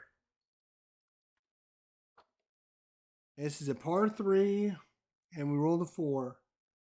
Is it daunting? It is. Clutch putt for par. He needs a clutch putt for par. Again, he needs this 1 to 3 so bad. And he missed it, and now it's going to be a bogey attempt. He's got it. And he's falling apart here as it doesn't look like he's putting his effort in with just 2 holes remaining. He's losing money by the buckets. By the buckets. By the buckets, right? He went from -1 at the start of his back 9. He's at +4 now. So think of how many players he's lost, how much money David Duval has lost. +4 versus -4. That sounds like a 9-shot swing. Woo, nearly. All right, we are on to hole 17, par 4, 440. And Marco Mears up first. Now, David Duval, he might have pulled a back muscle or something. Who knows? But and he doesn't want to withdraw from the championship. He's put all that work in. Might as well. It's a 5, so it's coming on the card. He got a 56. That's a 3-1. 3-1. Par 4, 3-1. And he rolled a 1. Is he a workman? No. It's a wow. He got a wow. He got a wow. He got a wow. Whatever the wow is, we should look at the wow. Wow, wowsy, wowsy, wowsy.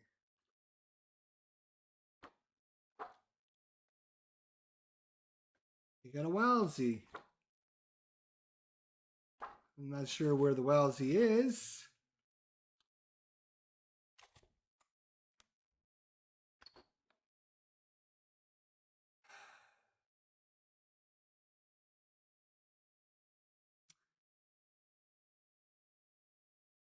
Thought there was a wow somewhere.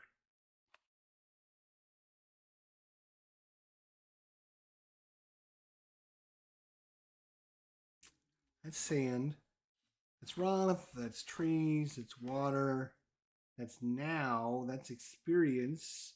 That's mood. We got the star results. I don't know where the now is. Does it say it on? What did we roll again? We rolled, we rolled, what did we roll? What did the fuck did we roll? Tree 1. Right? We rolled a tree 1. Tree 1, par 4. And we rolled a 1. Workman, right. Is he a workman? No. Otherwise, sweet wing. Oh, there's the wow right there next to it. So we look at this. It's a 1. Wait, do we have to re-roll? Yeah, re-roll the white die. Okay. Re-roll the white die and the decider die. Here we go. 1. Re-roll.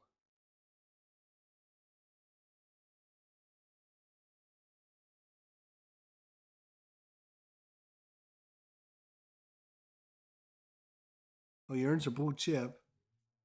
All right, so he rolled a 1, which is a re-roll. And you roll this on a 1, it's in the hole for an eagle. Otherwise, it's a gimme putt for birdie. Oh, he almost had the eagle. It's a gimme putt for birdie. Anything but a double 6 is in, and it's in.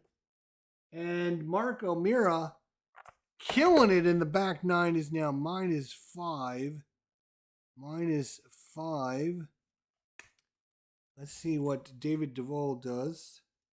Oh, did Duval have a... He might have had a chip that I didn't use.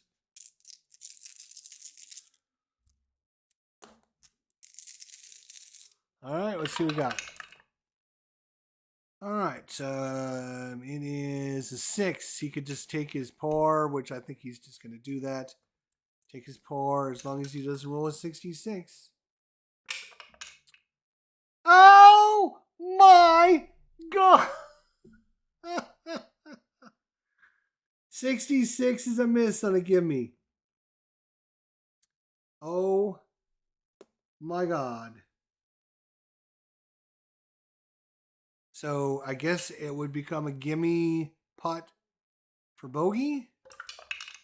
Oh my God, he almost rolled another 66.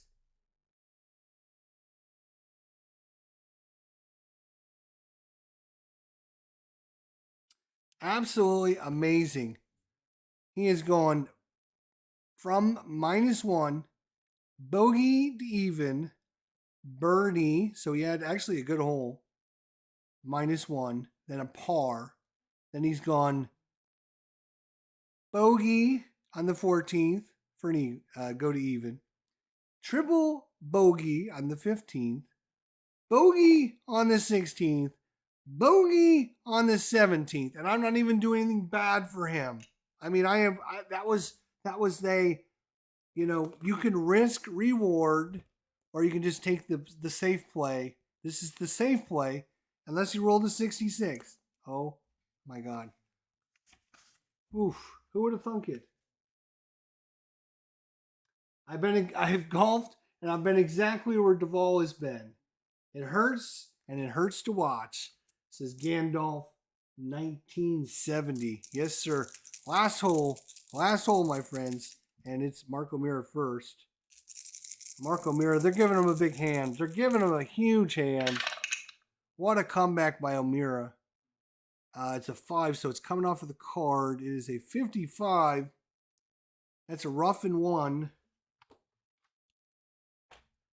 That's a rough and one. That is a rough and one. This is a par 4. Rough in 1. And we rolled a 3. Is he a workman? Hell no.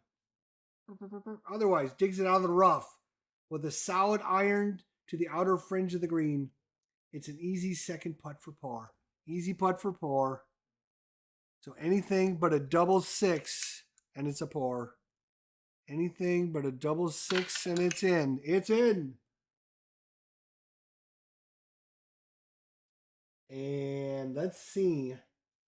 That would be 8, 11, 28, 32. Wait a minute. 8, 9, 10, 11, 21, 5, 8, 36.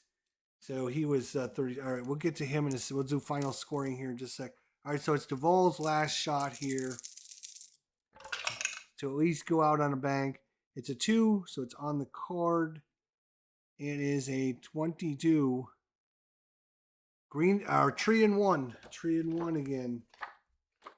Tree and one. This is a par 4. Tree and one. We rolled a 2. Is he a master?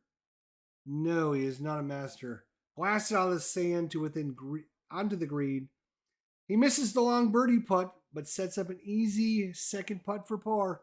Easy putt for par. Easy putt for par. That's anything but a double 6.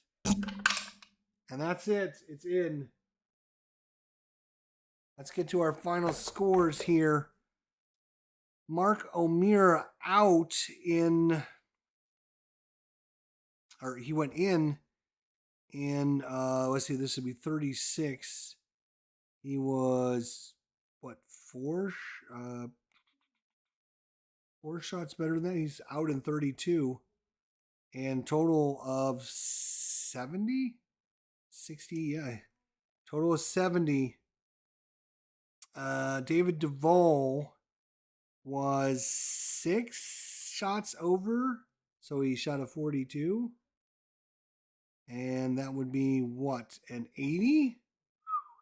10 stroke difference, yeah, 10 stroke difference.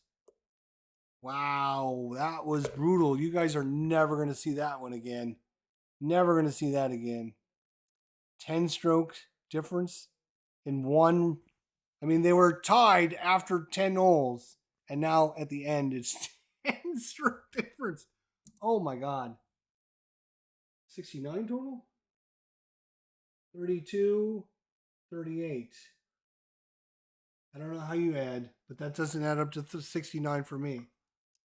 I might have done something wrong. Out in 31, huh?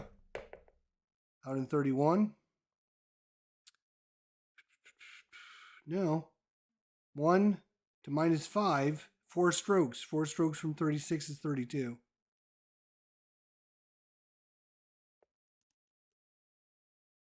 No.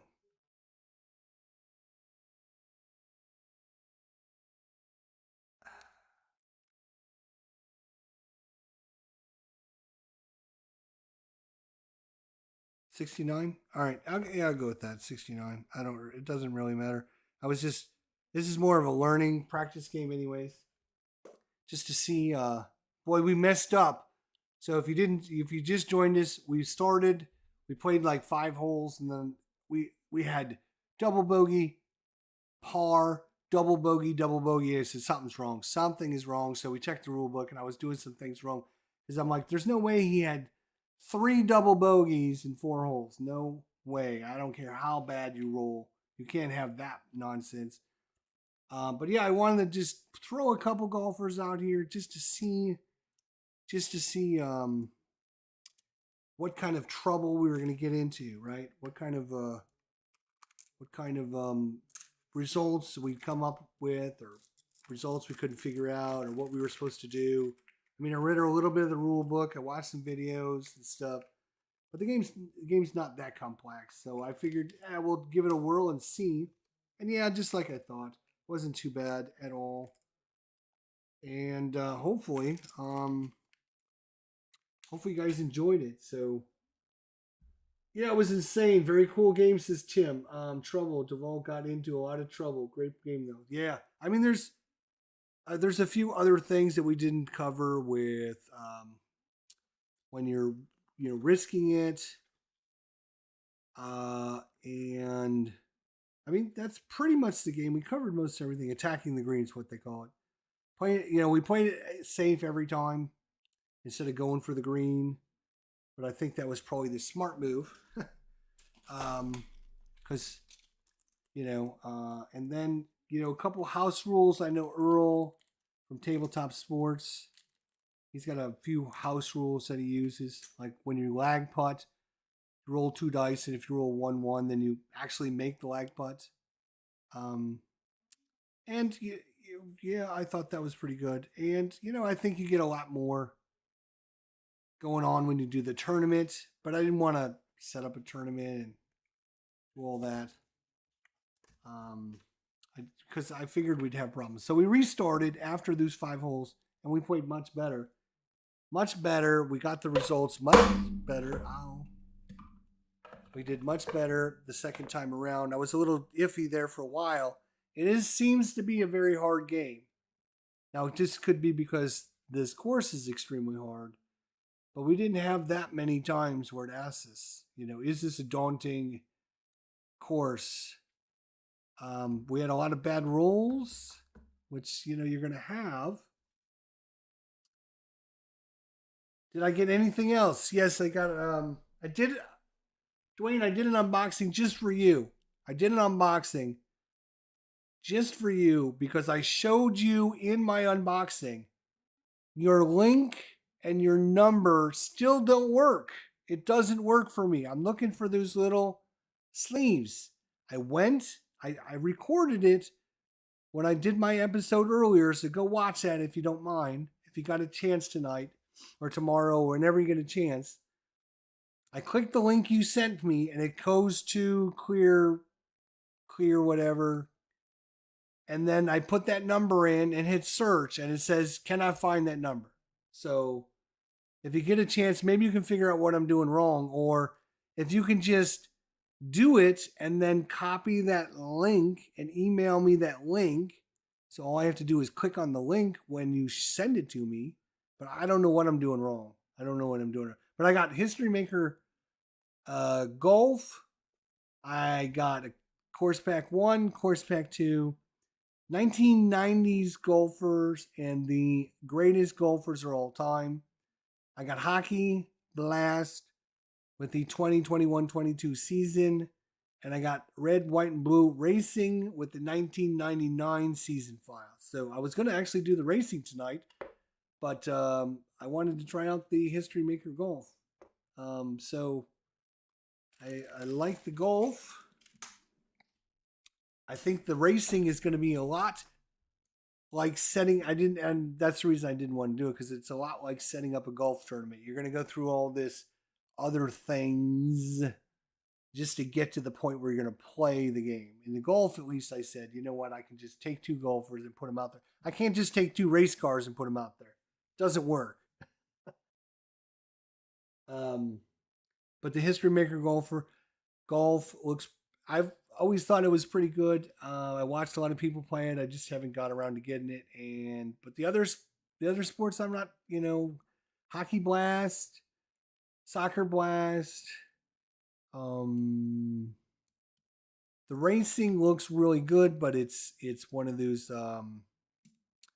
You're rolling a million dice just to move a guy back and forth and back and forth and back and forth. I don't know how tedious that will get unless you're a racing guy. If you love racing, I used to record and watch all the racing back in the 90s and early 2000s. But it's been 15 years since I haven't gone to any of the races. I don't even know who races anymore. I mean, my golden days were Jeff Gordon and Jeff Burton and UPS truck, Dale Earnhardt Jr. And that was kind of my heyday. I don't even know what they do anymore. So I know they do some crazy checkered white flag, and they keep every year they keep freaking changing the rules on how many points you get. Nobody can follow it. Now it's like you get in the championship, and then people had drop out of the championship.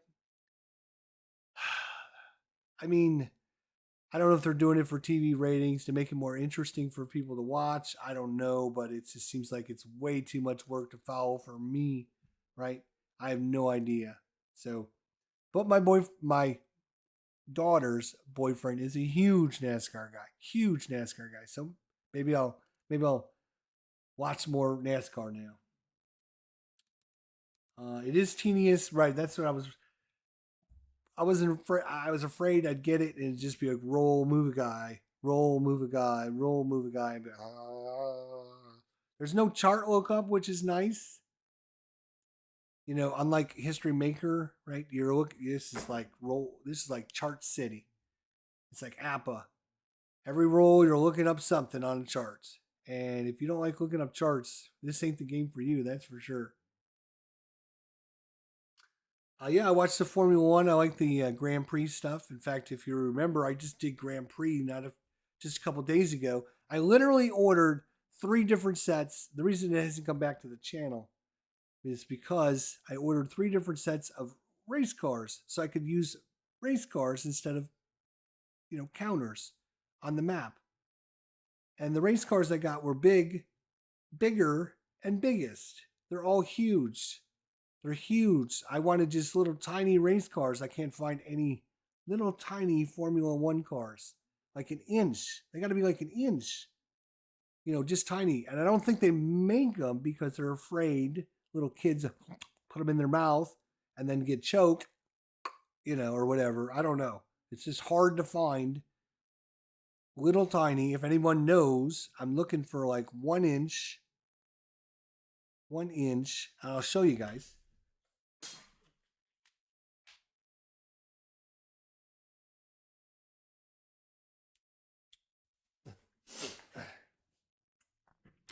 Here's what you can see the size of what came in the game. This is the. I mean, these look fine. They're serviceable and whatever. It's just it'd be look cool if I had a nice 3D thing. So I was like, oh, I'll just go and buy some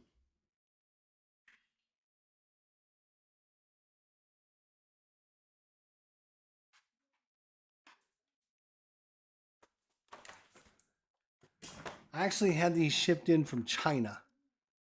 And I was like, oh, this looks, I mean, when you look on the screen, you know, they're like, oh, yeah, this is the die-cast car set, 36 pieces. And you look at it and you go, oh, yeah, they look small. They can't be that big. Ah!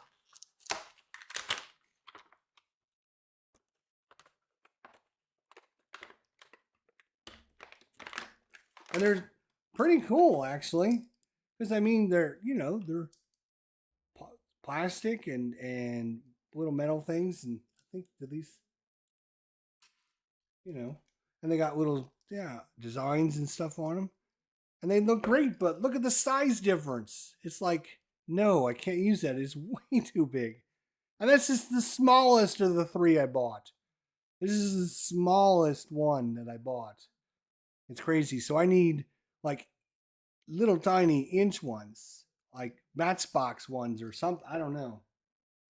So if somebody knows, or if you see some, or you can link to some, ID Jester Live at gmail.com. idjesterlive at gmail.com. Just send me a link of if you come across any 1 inch, maybe an inch and a half. I think the hexagons.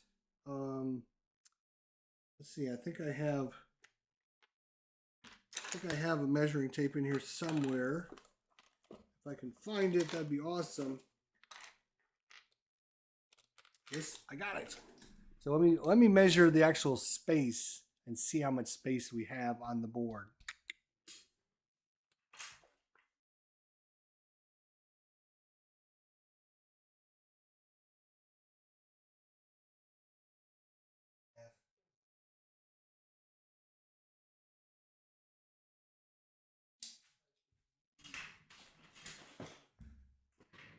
It is just slightly bigger than 1.5 tall by 1 inch wide.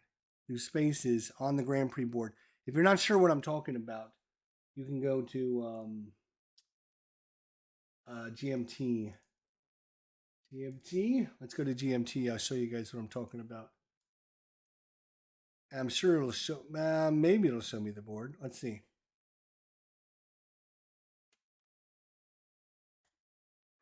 Of course, my keyboard's Grand Prix. Let's see. Will it show me a racetrack? Is the question. Eiffel Towers, maybe? Yeah. Okay. There you go. So now I need to find. No. There we go. There you go. So that's one of the one of the racetracks, and each one of these little spaces is like an inch and a half long and like an inch wide. So if you guys know of anywhere to get some of these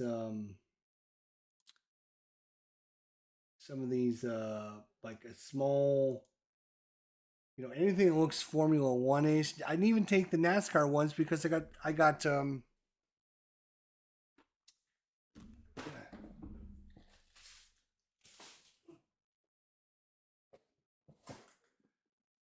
Dwayne, you might like this. You're a NASCAR guy. Have you got Thunder Alley yet? So I got Thunder Alley, which is basically the same game, but with NASCAR as opposed to. Why is this upside down? Oh my God, what are you doing, Jester? Put the lids on upside down now. That's 2 boxes I found today with the lids upside down. I think the wife is doing something. She must be in here doing something with my games because there's no way that I would put these on upside down like that.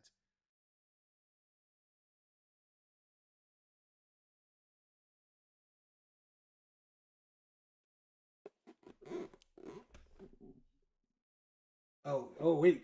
He's got a link. Let me see if I can click on this link.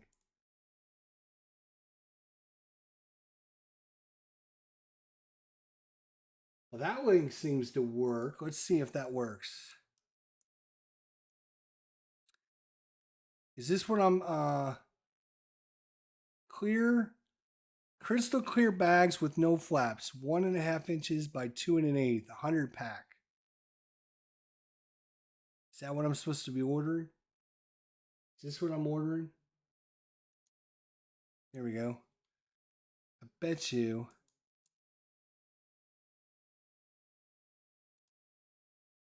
All right. Oh, that's not what I wanted. There we go. So we got 385 or $3.85 for 100 pieces. I would literally like. I got hockey cards I need to put in there. I think the hockey guys are like the same size, right? Are the hockey guys the same size? Do I need to get out all the boxes and look and see? Let's do a little comparison, shall we? Let's do a little comparison. Um, I need to.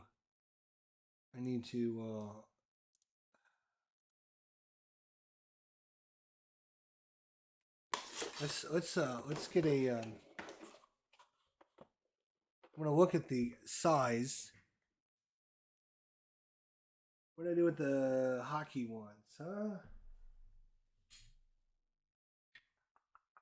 Where'd the hockey box go? God damn it.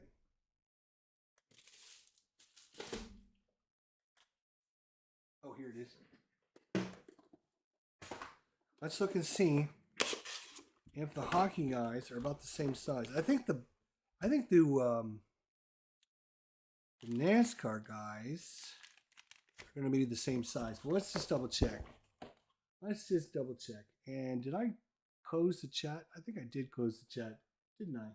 Did I close the chat? No, I didn't. Okay. All right. So we're gonna do a little comparison side by side for you guys. So if you're interested to know, we're gonna find out whether or not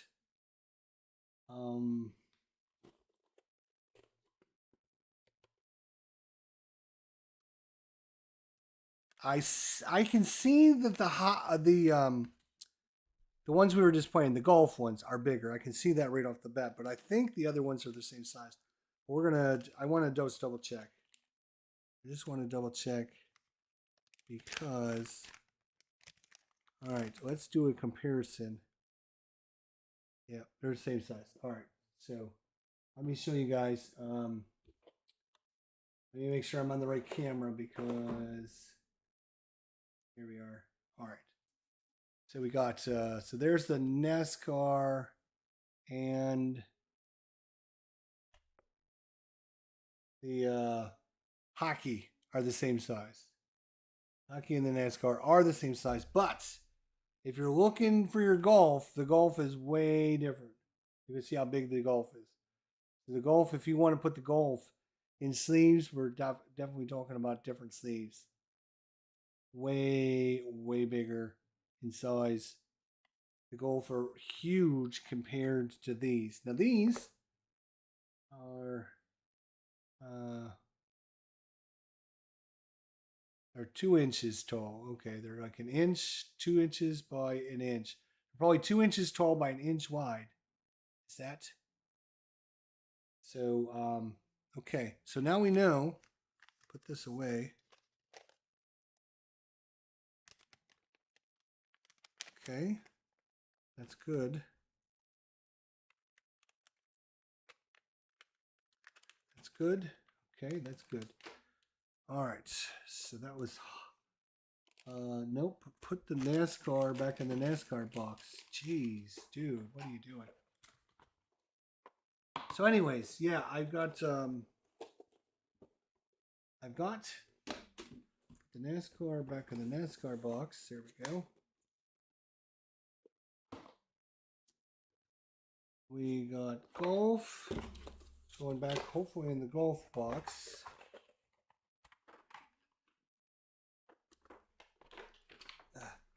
Golf.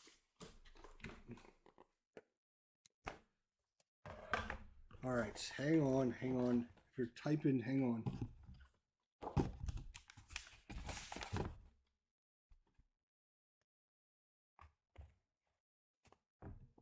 All right, now I need to figure out.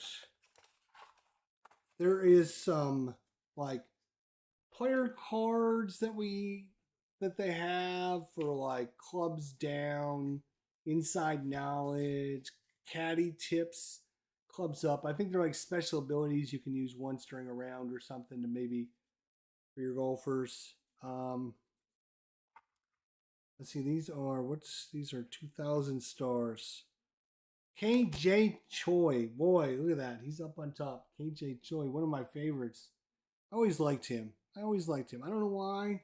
Maybe it's his name. Maybe because no one gave him, any 2 seconds, and he was always making like holes in ones and getting on the highlight reels. I don't know. History maker golf. We put that in there. We put this in there. Put this away. Where is there's our sleeve cover. So we got the History Maker Golf with some courses and some season files. We got the Hockey Blast with some season files with that. I do want to try the Hockey Blast. Sure. Hills, Bills. God.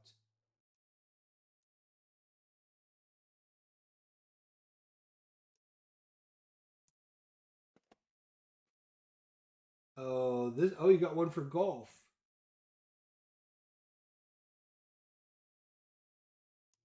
I'm going to save that. So we got one for a golf as well. I don't know there. That one. Clear plastic bags, no flip, no flap. 2x3 and an ace. 100 pack. There you go. I'm gonna order like 10 packs because 100 of them. That's like, some season files of the baseball, some season files for the hockey, some of the Hockey Blast, and all that on the other one. Where was the other one? Let me go back to the other one. You're missing me, man. You're missing me. Here it is. This one. This is the one I would order 10. It's only $18.20. That's not bad. I don't think that's bad. Do you guys think that's bad for that amount?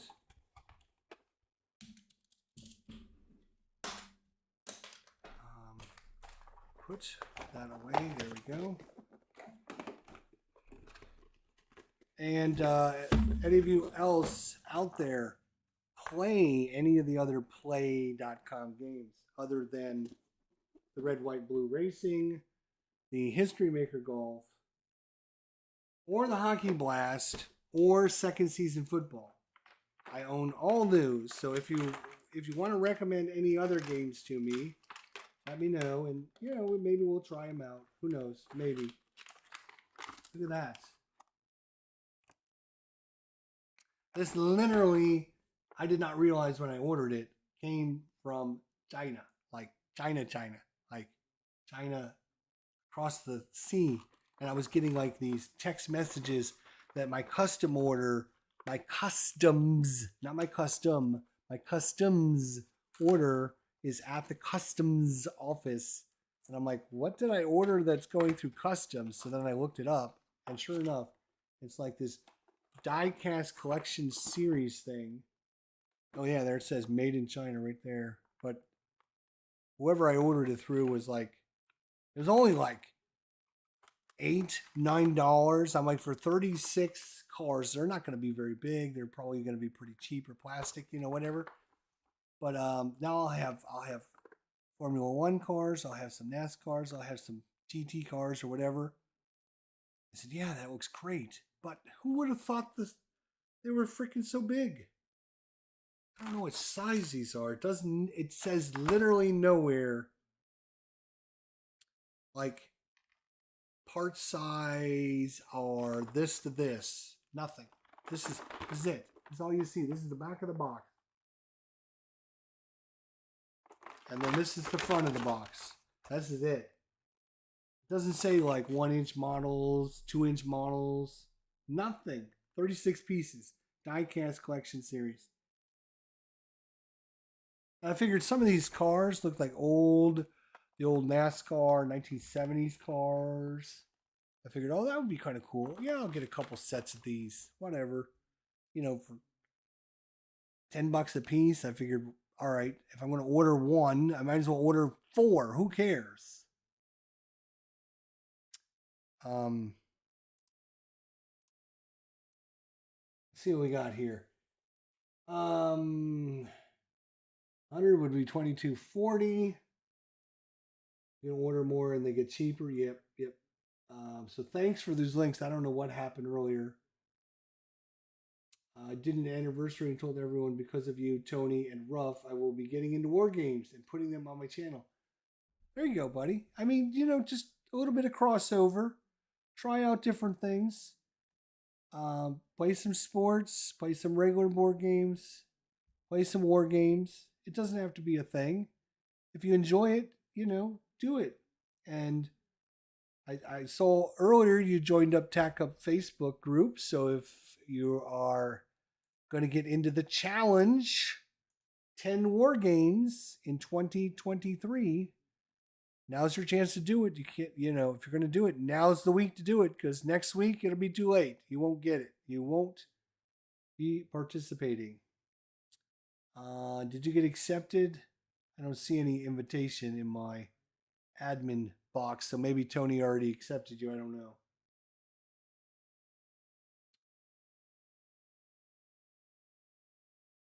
I need micro machine cars. Tim, email me a link or put a link in the chat or whatever. We can pull it up here. I don't care.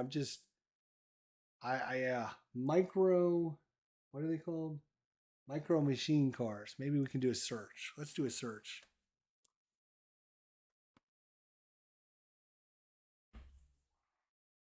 Macro machine cars. Let's see.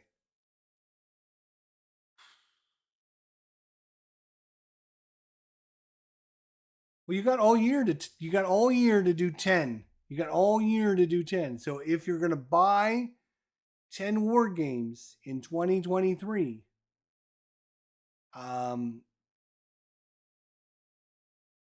you can put them on your list. You can put them on your list and you'll be ready to go. Macro, but many unofficial macro. Yeah, they're like $20 a piece. No, I'm not buying anything for $20 a piece.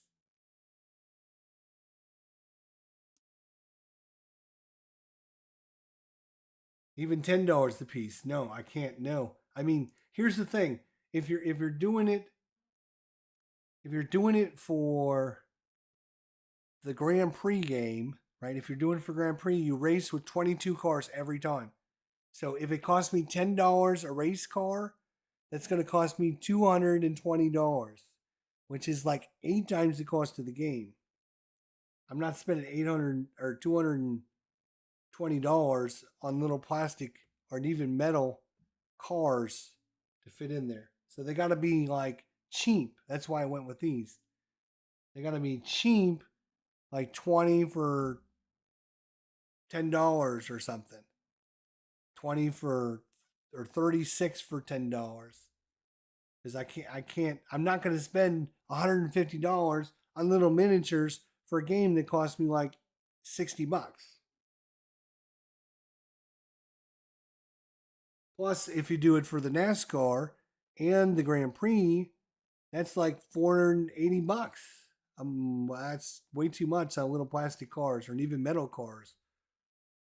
It'd be great to have those awesome looking things, but here's a 20 pack for $33. So that's about $1, and a half a piece.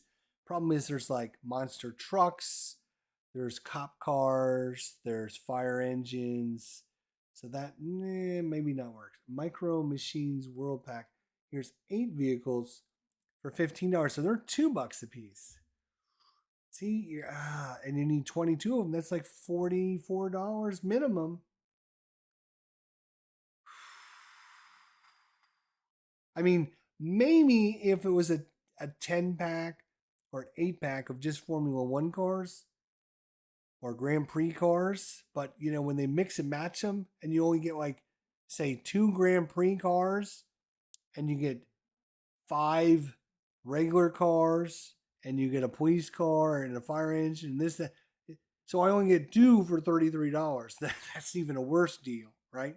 I need a 10 pack of just Formula One cars or Grand Prix cars, either one, or a pack of just NASCARs as well, because I'd like to have the same setup with the NASCAR.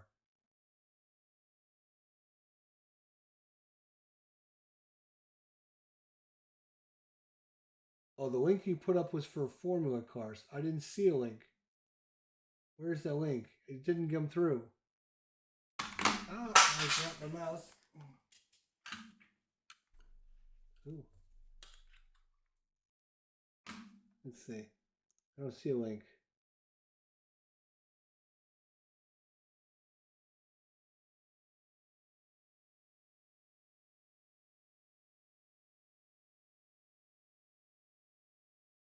Tim, I don't see it. I'm sorry. I don't see a link for you. If you can post it again, that'd be awesome. I'm not. I'm looking in the chat. I mean, I've been back and forth in screens. Who knows? I mean,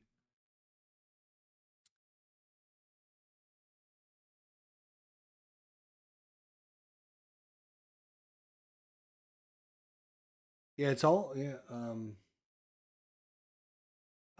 Hang on a minute. I will make you an admin. Add moderator. Boom. Now you should be able to. You should be able to now. I made Dwayne a moderator the other day. Jim, I should have just made you a moderator too.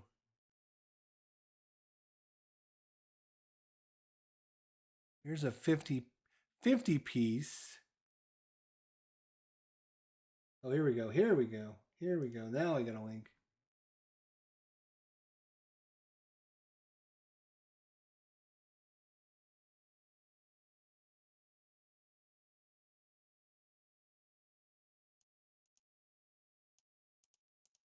A 10 pack. 10 pack for 289. Yeah, that's and the size a quarter. These are going to be a little small, but I mean, these are way better than what I got because what I got is not usable. Let me look at the quarter. Let me see what a quarter looks like compared to what it comes in the game. Because these look slightly smaller than a quarter. And it's just random different colors.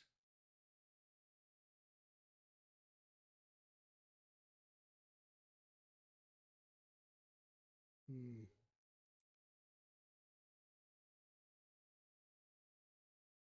I'm gonna go get a quarter because I want to see how big a quarter is compared to what I'm dealing with. Because those look a little bit small. I mean, sure. I mean, they're gonna work, and they're cheap. 10 of them for 289, so I could literally get like 10 packs for $20. It's like 200 cars. Then I could color code things a little easier, but I would need to have like make all the AI cars probably like black or white or red. No, probably black. No, I'm not sure what color. Anyways, hmm. Question is, how do those look?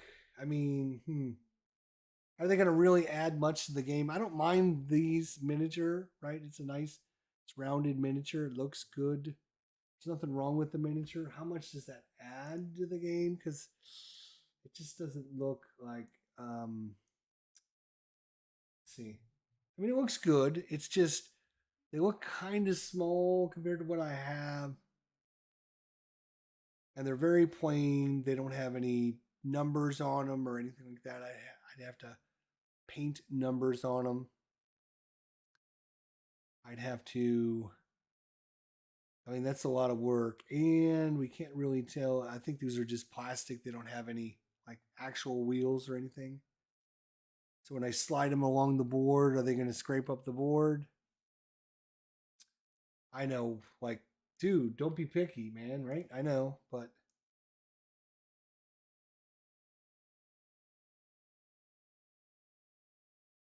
yeah, I was thinking more along the lines.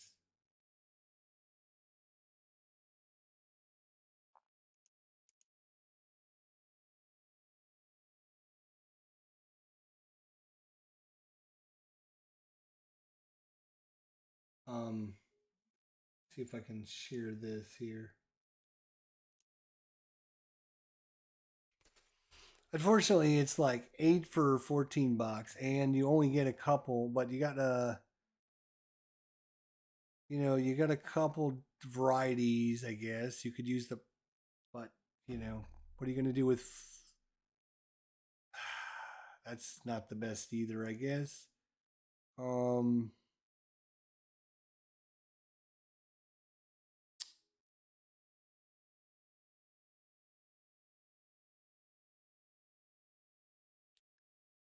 50 piece. What's this? This looks like what I just ordered, right? It looks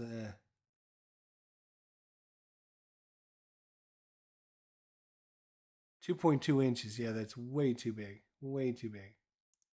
Way too big.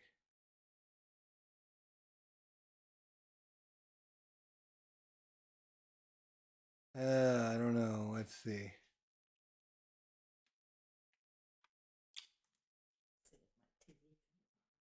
Let's hope. Well, then reset it. I don't know. I'm beginning to wonder if it's a lost cause, and I just used the stinking counters that came with it. I just thought it would look so cool with nice little plastic miniatures. Now there's a game that just was released. There was literally just a game that was just released called Heat. Right? If I go and do a Heat racing game,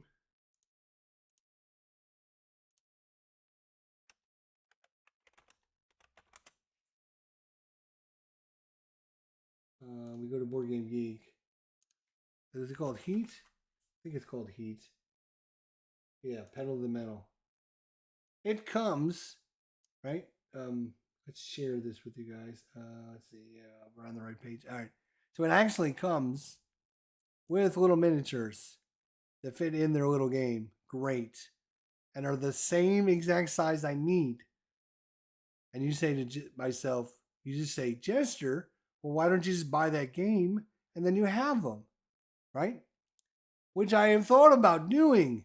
Here's the problem: they only come with 6 cars. That's all you race with on their in their game. So you get 6 cars, which means I would literally have to buy 5 of their games so that I can have enough of little race cars that I need. And I'm not buying 5 of their games. But if I could get those, if I could get 25 of those, I would buy those because they're perfect size. Look at their, I mean, that's exactly what you need. But they only come in red, blue, yellow, gold, silver, and white, I think are the only colors that they come with. And it's like, damn. That would be perfect. That would be perfect, but yeah, they just don't come with enough. They don't come with enough. They don't come with enough cars because you in Heat you're only racing with like 6 to 8 cars. And when the expansion comes, because I was thinking, well, I'll just wait till the expansion comes, and they'll probably have some extra cars and stuff in there. The expansion only adds 2 cars, so you go from 6 cars, 6 to 8. It only adds 2 cars.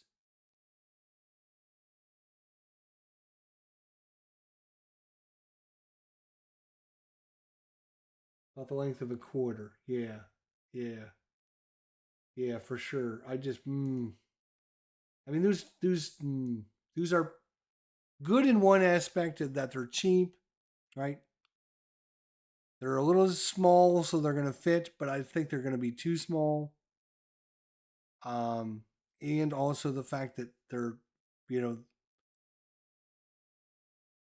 good side is they're plain. The bad side is they're plain, if that makes sense, right? Because they're plain. I'd have to either paint numbers or get little stickers and put numbers on them. How am I going to tell one red one from a different red one from a different red one from a different red one unless I add stickers or colors or something on them so that I can separate them? Which means then I'm buying little tiny stickers just to put on these stupid little. Oh my god, no! It's just that's why I wanted something like this because it's like, oh, I can just literally take this out of the box, put it on my thing, and be done. I just think I'm screwed. I just think I'm screwed. I just think I'm screwed. Unless like Walmart has like little match cars or something. Maybe I can find. Let's see if we do a search for match. What is it? Matchbox? Is that what they're called? Matchbox cars. Let's go for Formula M Formula One cars. Let's see.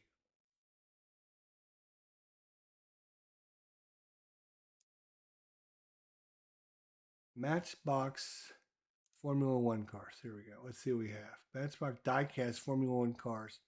Sale by eBay. Yeah, but is this one of these ones that's going to be like way too big or way too much money or what's the deal with these? Like, yeah, here's one from Great Britain for $15. Here's one for $30. These are all like Matchbox car Formula One.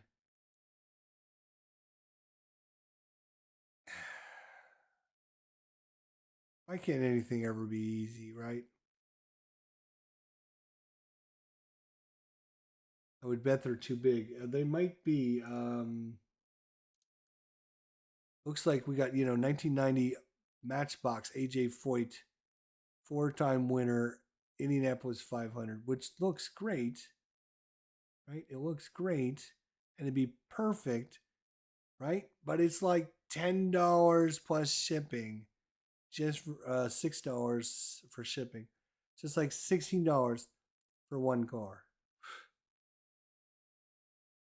I don't think so. I don't think so. I don't. Here's a box of 18 of them, but it's like $91.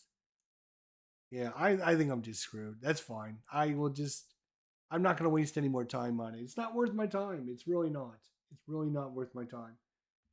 I got lots of games sitting here waiting to be played. I'm not going to be trying to track down stupid plastic cars because I don't like the little counters. I'll just use the counters and be happy. I will be happy.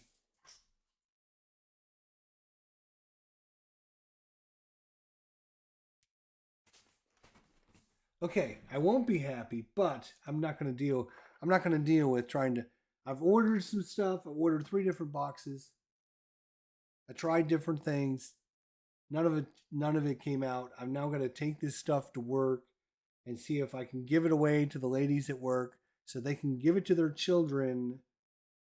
They can give it to their children and give them a toy to play with. So, and so that's like 40, 80 $80 that I wasted already. I wasted $80 ordering things because there's that.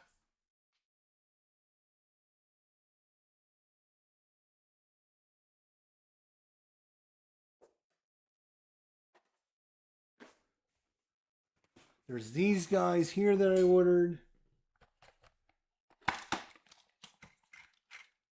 Right? Which these are pretty nice actually.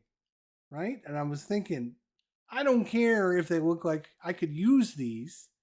I could literally use these for my Indy cars. I don't care if they look like Indy cars or not. I mean, that doesn't really matter to me if they look like Indy cars.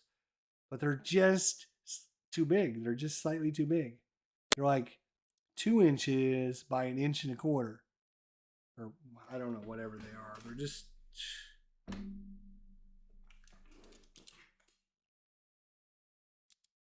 Yeah. So these are oh, they're 2 3/4 inches by 1.5 inches. So I mean these have been perfect if the maps were bigger, had bigger spaces on it or whatever. Because like I said, you get a ton in the box. You get a ton in the box. There's 2, 4, 6. What is there? 21 pieces in here. 21. So I ordered 3 of these at like $8.95 a piece. I ordered 3 of these thinking, oh, if I got some, I need more than what's in here because I have to have combinations. But they're too big, so now I've got boxes of these that I need to get rid of too. I just thank you guys for your help. I appreciate it. If you guys come across anything and you want to let me know about it, just idjesterlive@gmail.com. idjesterlive@gmail.com. Otherwise, don't worry about it, guys, because I mean, the counters work fine. It just would be cool if you had little miniatures on there. That would be super cool. But I'm not spending. I want to get 25 miniatures for like $25, right? That's what it, or maybe $30, you know, and have them the right size and they would look cool and it would be an add-on to the game. That's what GMT should have done. They should have made it an add-on that you could buy. And I'm sure like 80% of the people would have spent an extra $30 to get the add-on. Maybe they couldn't find anybody that could produce them. I don't know. But somebody should have done it. And now I'm just gonna use the counters because it's not worth it. All right. Thanks, Dwayne. Thanks, Jim. I appreciate it, guys. Appreciate it a lot. Whew. Your nephew has a 3D printer. If you'd like, you can check into it. If you got it, and he's got if he's got a blueprint, and he think he can do something that's an inch or 2 inches by an inch wide, size ish, and it's not going to cost too much, let me know. Email me, have him email me or whatever a price. If he can find because he's got to have some kind of a blueprint or something. I don't even know if somebody's made a blueprint, but maybe they have. Maybe it's, I mean, it makes sense, right? I mean, a little race car like that, but who knows? And then if I got all just generic plastic models, then I would paint them all myself, and then I would add stickers. If I can get them for a decent price, I might do that. But right now, my goal is clear bags. That's my goal in life right now. Is clear plastic bags. That's my next goal. Is clear plastic bags. That is the next. I've already moved on past the race cigars. Thunder Alley, good game. It goes with the Grand Prix. Thunder Alley. If you're a race car guy, I cannot believe you don't own this game. It is awesome. A lot. And we're going to get this on the channel probably in the next week or two. Because I played the Grand Prix. It might be the Grand Prix. We might get the Grand Prix back out. Because I've already got that one unboxed and ready to go. I just have to bring it back over. So it might be the Grand Prix we're going to do. And it's a lot of fun. You activate all the different cars during each round. You activate all the different cars, and then based upon the card, you have people that follow you, or cars that are in front of you, or you have a maneuver where you don't bring anyone with you. So, and then there's mechanical and kind of like a heat building up type thing. And I think it's great. Anyways, oh, right. And this is important, Dwayne, because if you're interested, let me know. Because basically, I ordered the extra add-on packs for Thunder Alley and for the Grand Prix game. So I ordered the extra packs of tracks. There's a dual track pack, so there's 4 race tracks for each of the games.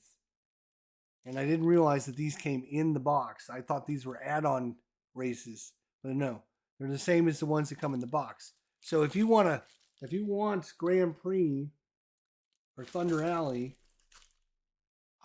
without any of the miniatures or whatever, and you want to make your own miniatures, and you wouldn't have any of the cards either. That's kind of the other problem, is it's all card based too.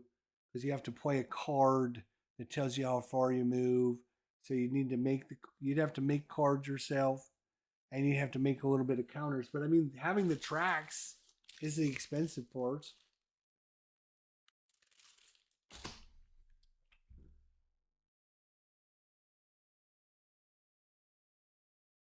I'm hoping you help me with my sleeves too. Yeah, we'll see. I'm gonna order some. I'm gonna order 10 packs of both sizes, and if I don't get them right, oh good lord, your name is gonna be mud.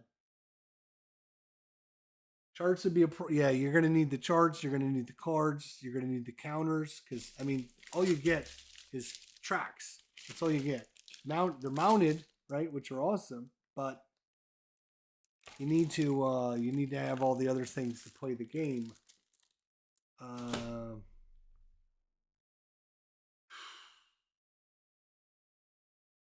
anyways, I'll see what I can figure out. If there's a way to do it that might be cheaper than trying to buy the full game, because obviously, you could just buy the full game. I'm trying to get it so that somebody that doesn't own the game, but owns some of the components, but doesn't own any of the racetracks, that would be the best of both worlds because then I could send them the racetracks. They would have the racetracks, plus they would have the other components. All right, guys, thanks for your help. Appreciate it tonight. We got to go. I'm already aggravated, so I got to go. So thank you, guys. Thanks for your help. Thanks for the clear bag info. Thanks for trying to look for the cars. If you come across something, email me. Otherwise, see y'all tomorrow. Till then, take care, guys. Have a good night. We'll see y'all soon.